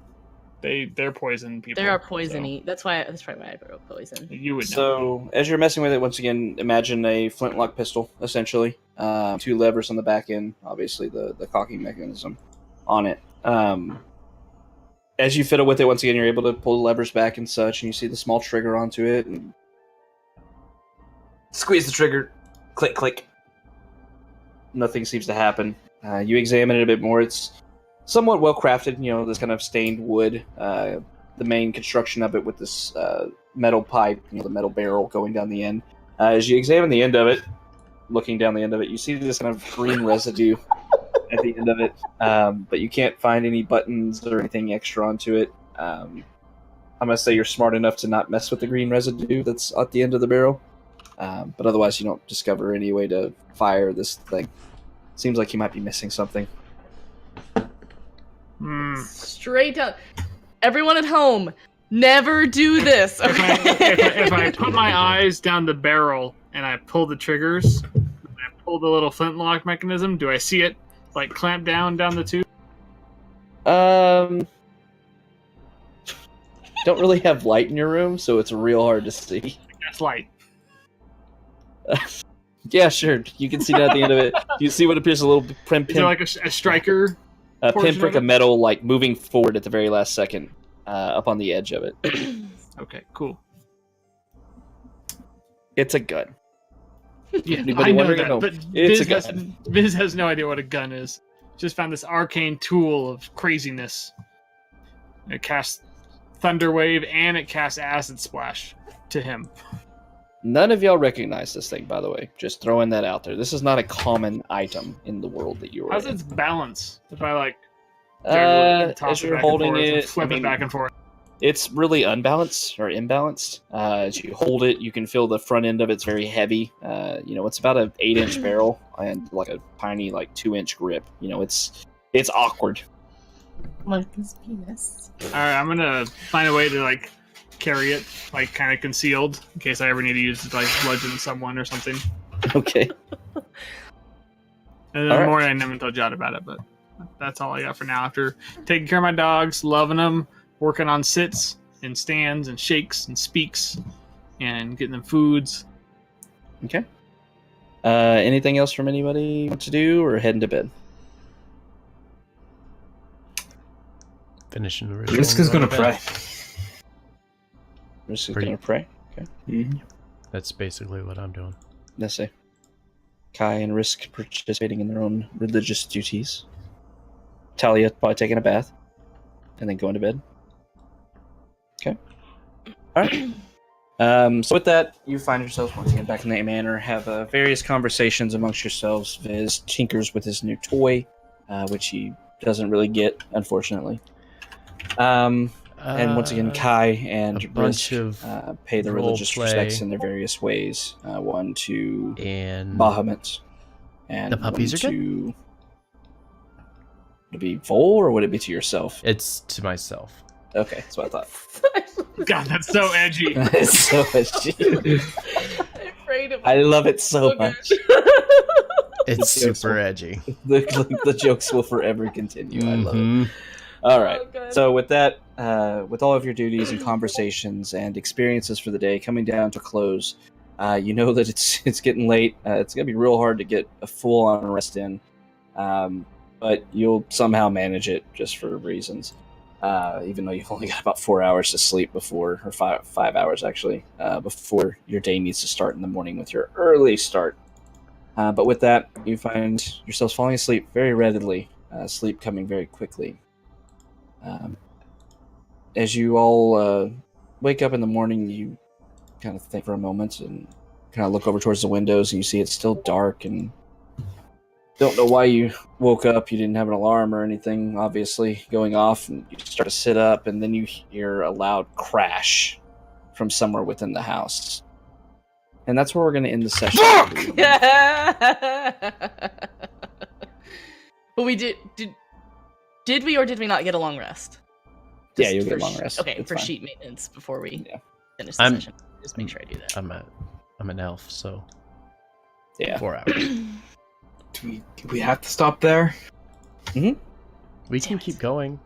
Yeah, let's just keep going. That's it. Oh, god damn it! It means Havoc hasn't prepped any further. Shit. You think this is my first rodeo? I've got 4 sessions under my belt right now. I'm trying to just chicken shit you into just bait you into it. Uh-huh. Yeah. No. I have my climatic endings to my sessions. That was it. I guess that wasn't a masturbate. I love Did how you we guys see my shirt this week? No. What is it? Awesome. Everyone dies. Good. Wait, I didn't. It says rock falls, everyone dies. Oh, Good. does it have It's Grumpy Cat. I love the that. DM That's amazing. Such a good shirt. That's awesome. Right. So, thanks for playing again, guys. Super fun. I'm glad y'all got to see what the Zentarum had to offer for a job. Lots of interesting storylines taking progress going forward. Yeah. It's fun to watch, fun to see happening around me. So, thanks for playing. And I think we're good for next week. Yeah. Let me in stream. I'll be right. Yeah. All right. So, yeah. Let's go ahead. All right. Listening to them. All right, so that's going to do it for our session tonight. Thank you for tuning in. Don't forget, we are back here on Sunday for our Ascension game. Been a while since we've had that, so it'll be fun to have that back. Thank you for tuning in. I hope to see you on Sunday, 7:30 Eastern. Have a good night, guys, and see you soon.